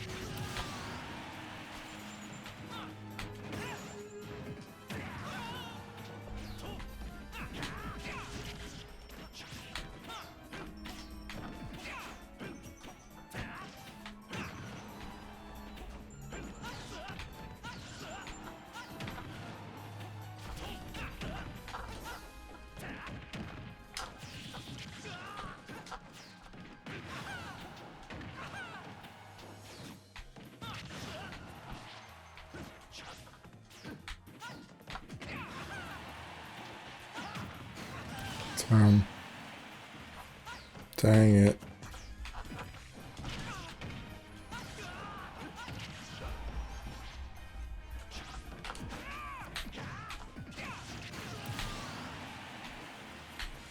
This is closer.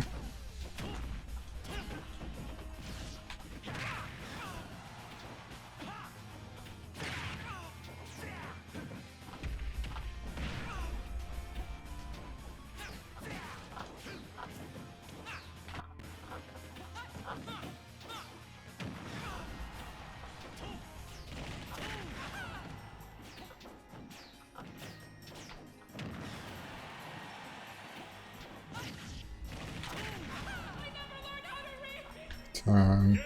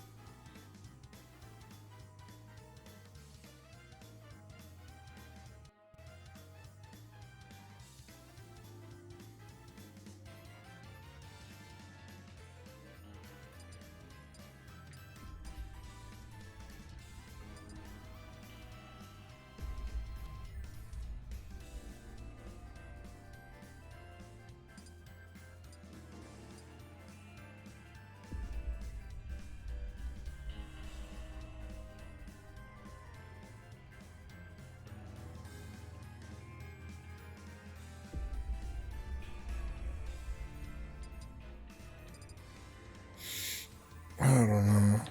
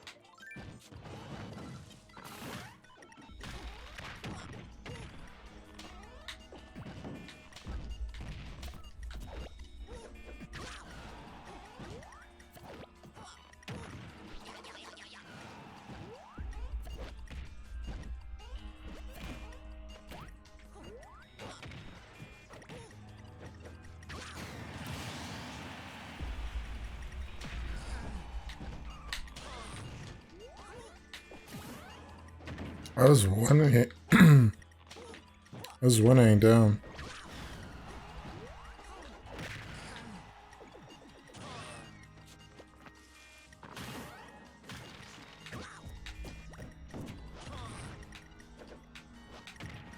I just want to drop a bowling ball on you.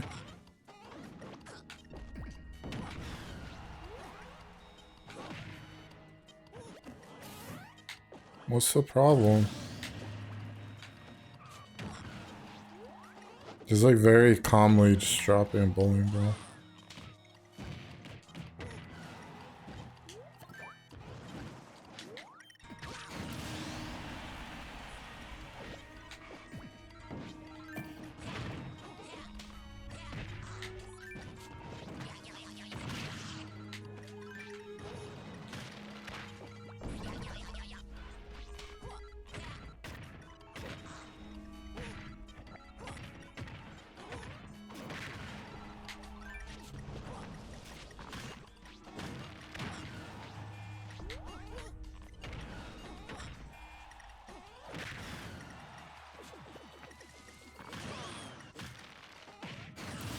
Nice.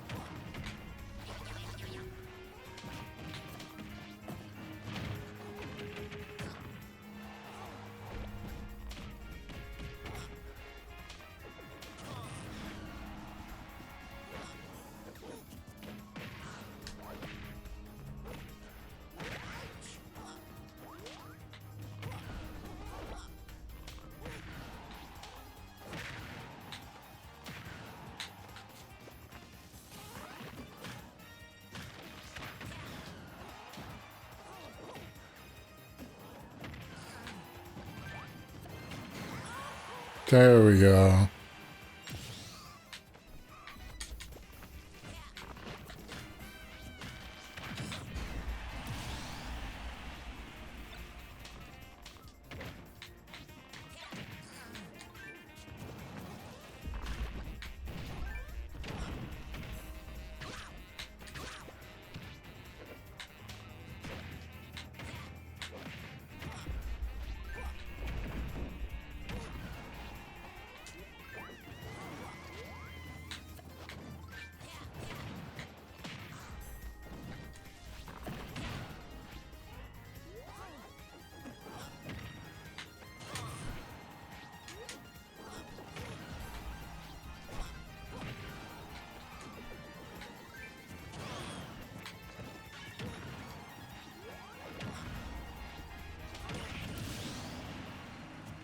That's a cool spot.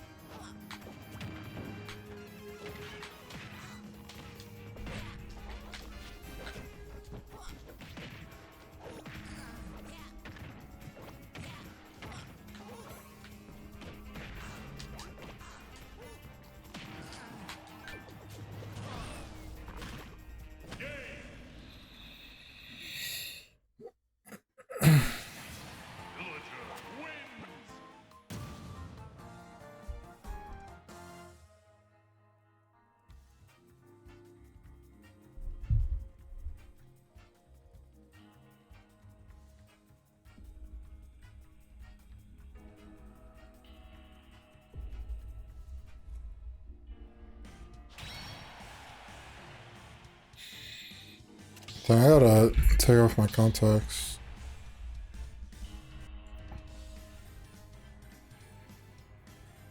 Oh, I'm still up. I thought I lost.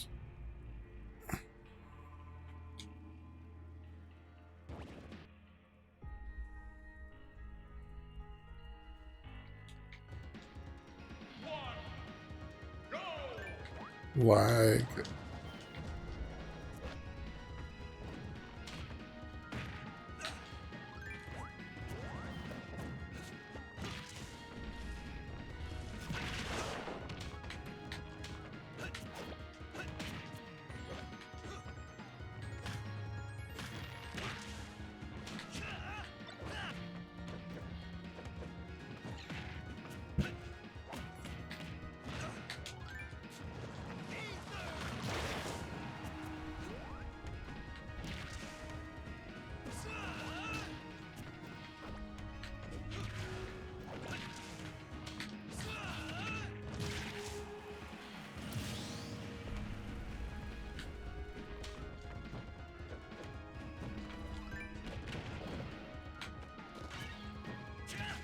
Man, this is so laggy.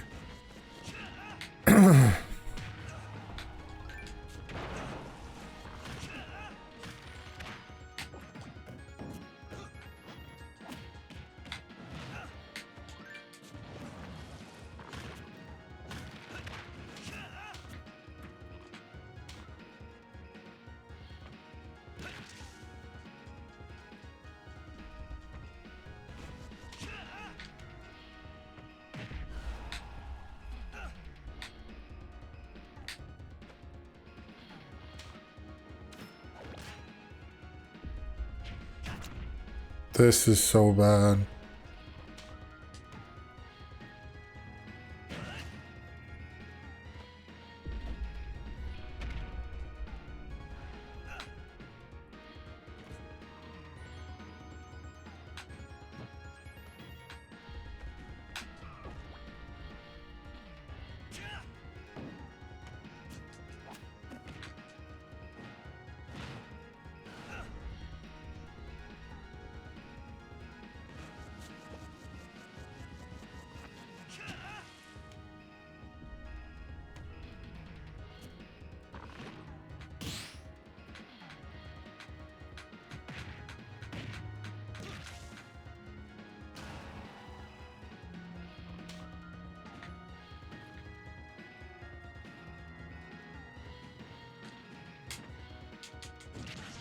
Nice.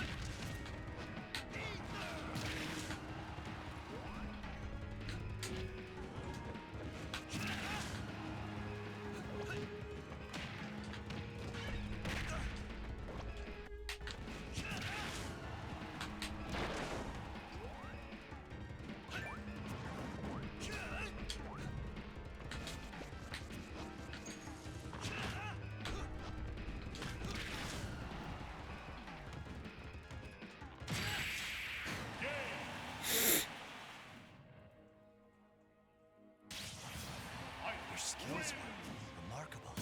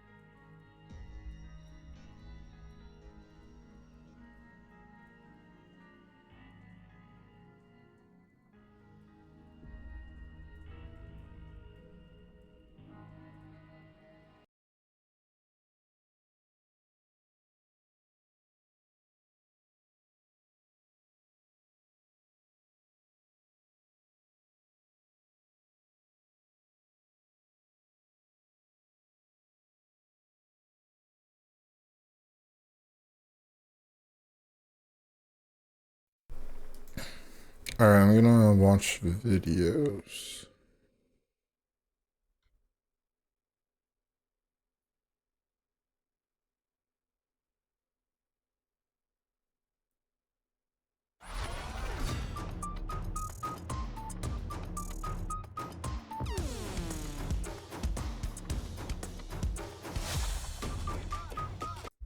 What's up everyone, Alex here. I don't know about any of you, but one of the biggest reasons why I love a good JRPG is its story. It's the thread that leads us from one part of its world to the next, offered as both a reward and continuation of a lengthy hours-long saga, typically culminating in taking down the most powerful demon, or god, in its world. Our collective love of stories prompted me to assemble a list of 10 JRPGs whose stories are beloved by the community. Keep in mind that even though I'll be talking about stories in detail here, I've somehow managed to not spoil anything from the games featured, so feel free to watch this whole video without fear of spoilers. And of course, if there are any incredible JRPG stories that have touched you or changed your lives even, please feel free to post it in the comments below. We want more people to be curious about these games, so they'll want to play it for themselves. I'd like to kick this off with a game that I believe is the perfect distillation of the Persona series' foundational elements. I'm of course talking about Persona 4. I think I watched the latter Persona title. I watched like a lot of this. Triangle Strategy felt as if it was made by a team that earnestly loves and respects the tactical RPG genre, and wanted to do right by it with a title that exemplified all of its greatest qualities. And yet, despite the constant criticisms from people who care more about the gameplay than storytelling, there can be no denying that one aspect that's gotten consistent praise is its excellent story. Part of what makes it so great is how much freedom you're given in how the story plays out. While this naturally gives the title tons of replay value, it also reveals just how much thought was put into the story and helps you appreciate how intricately put together it is. Not only does it make you feel as if your choices truly matter and have a tangible effect on your playthrough, but it helps make the world feel alive. However, choices on their own aren't enough, as you'll need a good narrative to give the decision-making a sense of weight and purpose that, when ignored, is absolutely missing a portion of what makes it all work. And given that your land is situated at the center of 3 kingdoms, you and your house are quite literally at the heart of where most conflicts occur. This is part of what makes the decision-making have so much weight, because favoring one country often means neglecting or going against another, making you feel the immediate impact of what you ultimately chose. What's crazy about all of this is that unlike other political stories, the narrative never feels overwhelming, as the game does a great job of presenting its story in a way that feels like it all makes sense. If you love tactical RPGs with great storytelling, and especially games with meaningful decision-making, you'll be doing yourself a disservice by not giving Triangle Strategy a fair shake. I have fond memories of Garreg Mach Monastery, and I'll always remember the times I've spent with Edelgard, Dimitri, and Claude. So when the game is finally ready to unleash the gruesome war that erupts some years later in Fire Emblem Three Houses, these friendships immediately turn into heartbreak. Fire Emblem Three Houses will force you to choose an allegiance between one of these 3 leaders' houses, revealing both the purity and the darkness that hides within each house and without. There is simply no choice in Three Houses that results in a truly happy ending where everyone survives and leaves the battlefield unscathed, especially with the series' signature permadeath left on. This is one of those titles that uses its gameplay to have you empathize with an incredibly large cast of characters, each with their own stories, only to have them ally with you, or worse, stab you in the back. But perhaps one of my favorite parts of its narrative is how it portrays your foes as honorable yet flawed characters, whose virtues propel their motivations to either help or hinder the things that they hold dear. And what's even crazier is that there are 3, technically more, JRPGs worth of playthroughs here, as every single house has their own campaign and unique perspective. Hearted. That is but a while lot. they can be all of those things, I've only played one of these 3 houses. He's saying there's like 3 stories worth. Tales of Berseria, in particular, leans harder into its darker storyline. While this alone makes the game stand out amongst the series, its execution is what makes it a fan favorite. If all it had to offer were its brooding protagonist focusing solely on her revenge plot, I don't think the game would be looked back upon as fondly as it is. Velvet's tale of revenge is only a small fraction of what's going on, merely being used as a vehicle in order to effectively comment on several more important topics and themes, and does so with sharp writing and power in its messaging. These lofty ideas are woven together masterfully through its expertly crafted narrative, one that involves so much more than your run-of-the-mill revenge story. Along with Velvet, you're also accompanied by a varied cast of interesting characters, most of which are adults, which keeps things tonally consistent with the game's more serious vibes. This means that not only is each party member richly detailed in their characterization, but they also feel appropriately intelligent and make meaningful contributions to conversations. you'll rarely hear a dumb question or a silly statement for the sake of a gag. All of this together and so much more is what makes Tales of Berseria story so memorable and resonant to this day. When Nier Automata dropped in 2017, it made a huge splash in an already stacked year. Yet Nier Automata still managed to stand out. In fact, every facet of this game is still being analyzed and dissected to this very day. Not only are fans exploring the lore and figuring out how all of Yoko Taro's games are somehow connected to each other, but they're also finding new ways of looking at it and appreciating the messages being conveyed through its story and characters. What makes Nier Automata so effective is that whether you want to take the time to really dig deep into it, or take the story at face value, there's just so many details to take in. And if you're really invested in its narrative, you can read all of the text documents, find the secrets, and learn the lore. You can also think about it from a philosophical perspective, analyzing its themes of existentialism and nihilism thanks to its many explicit references. All of this is great and can add to a person's enjoyment. But at the end of the day, it's also just a cool story with great twists and unique characters. I don't know. I've been into like RPGs, but like I don't really want to do the action stuff. I just kind of maybe like Yakuza Like a Dragon. Talking about Yakuza Like a Dragon in this part of the video is I was playing this game and it was like so many cutscenes. It was crazy. Fitting, given that the previous titles took you to some truly otherworldly places, whether it's out of this world or out of our minds. And while Yakuza Like a Dragon's Ichiban Kasuga is never short of whimsy, the future of your business is here. With Wix, you get advanced AI capabilities for more customization, more time, and more growth. Speed up your website copy with an AI text generator that delivers a consistent brand voice to every corner of your site. Unlimited unique visuals enhance every. Thanks in part to his fandom of the Dragon Quest series, his narrative arc is comparatively very human. In this game, Ichiban is in search of a place where he feels like he belongs, which helps build his character up as fiercely loyal, if not occasionally bumbling. He stands in stark contrast to the series' previous singular badass protagonist, Kazuma Kiryu, as he gains his strength through the power of friendship. But this trope is used to the greatest extent in both its gameplay and storytelling, adding a lot of depth to Ichiban's character that only helps endear you to him.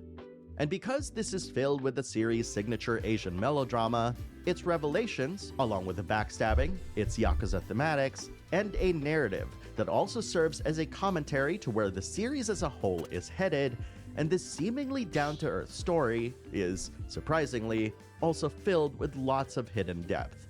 Surprise! Yakuza Like a Dragon is high up there with me, alongside Yakuza 0 as one of the best written Yakuza games of all time, which also serves as a fantastic gateway into the series if you're a fan of turn-based RPGs. Much like Triangle Strategy, it's easy to dismiss 13 Sentinels Aegis Rim due to its gameplay.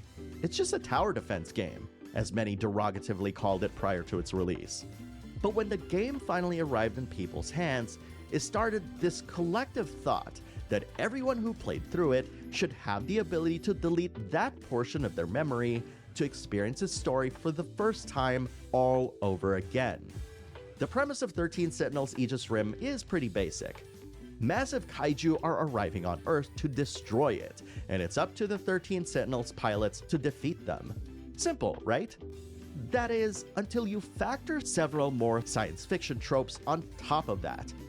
13 Sentinels Aegis Rim story is Vanillaware doubling down on what made Odin Sphere's multi-perspective narrative beloved by introducing 13 different characters, each with their own unique perspectives, and tying that in with a science fiction story that simply has to be experienced to be enjoyed.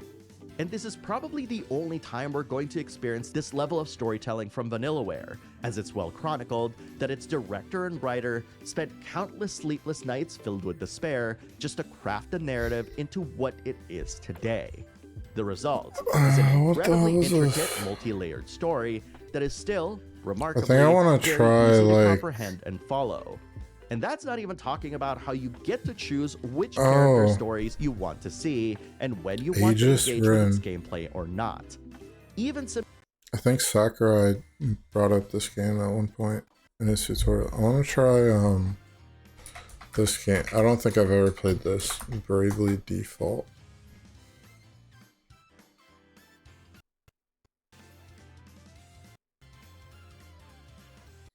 I didn't expect a 3DS game to come up.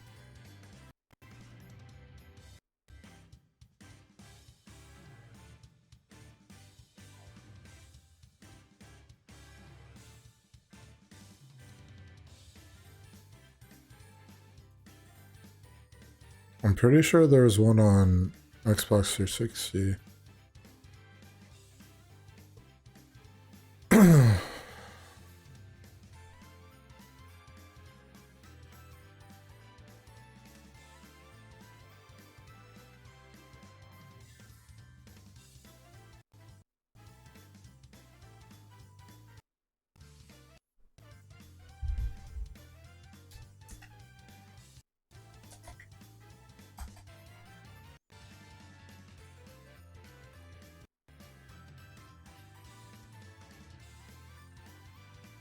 I thought there was a game like this on 360.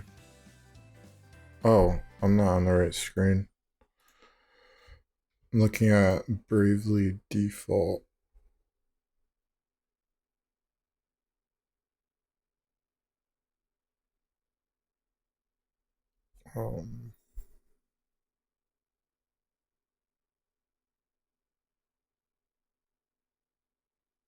I thought it was on 360 though, or like on these other consoles.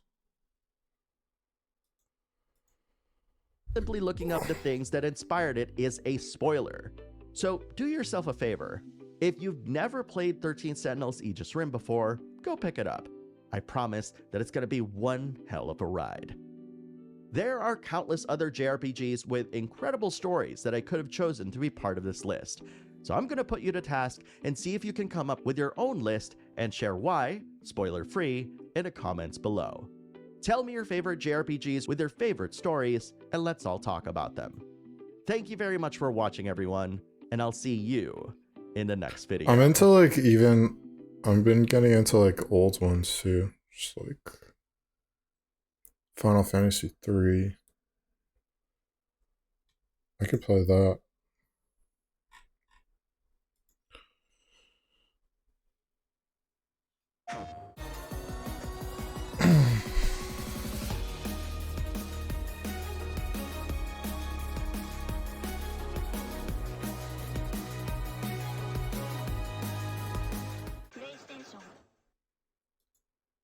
Have you ever played a game that you loved only to learn that I got terrible reviews? That happened to me with quite a few games, and it blew my mind. Like, how could these games I might have watched so this much already. get so badly reviewed? Well, in this video, I'll be sharing 10 other great JRPGs.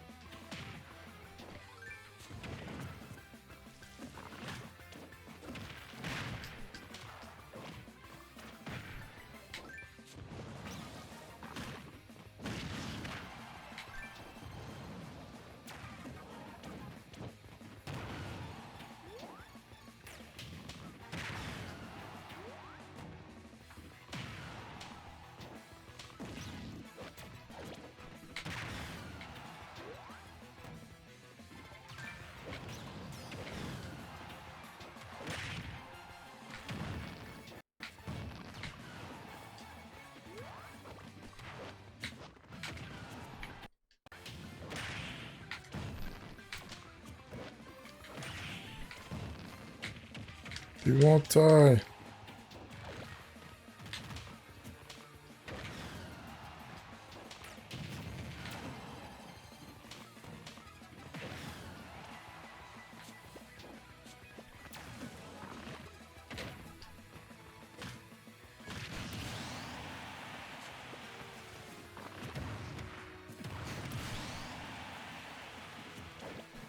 What kind of gun is that?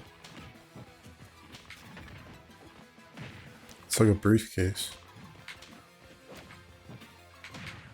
It is a briefcase.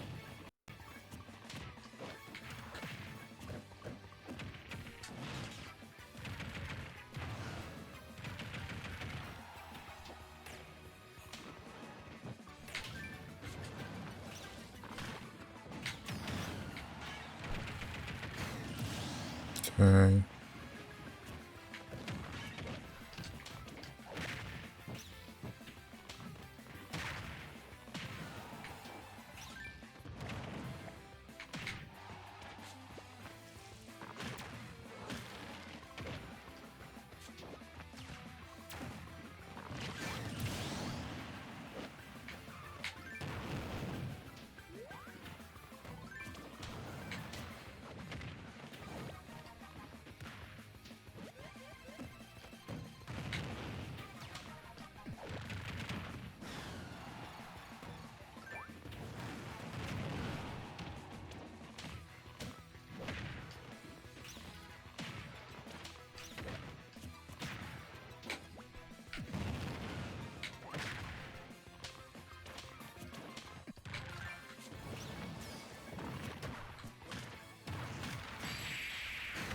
I don't know why. I didn't know I was going.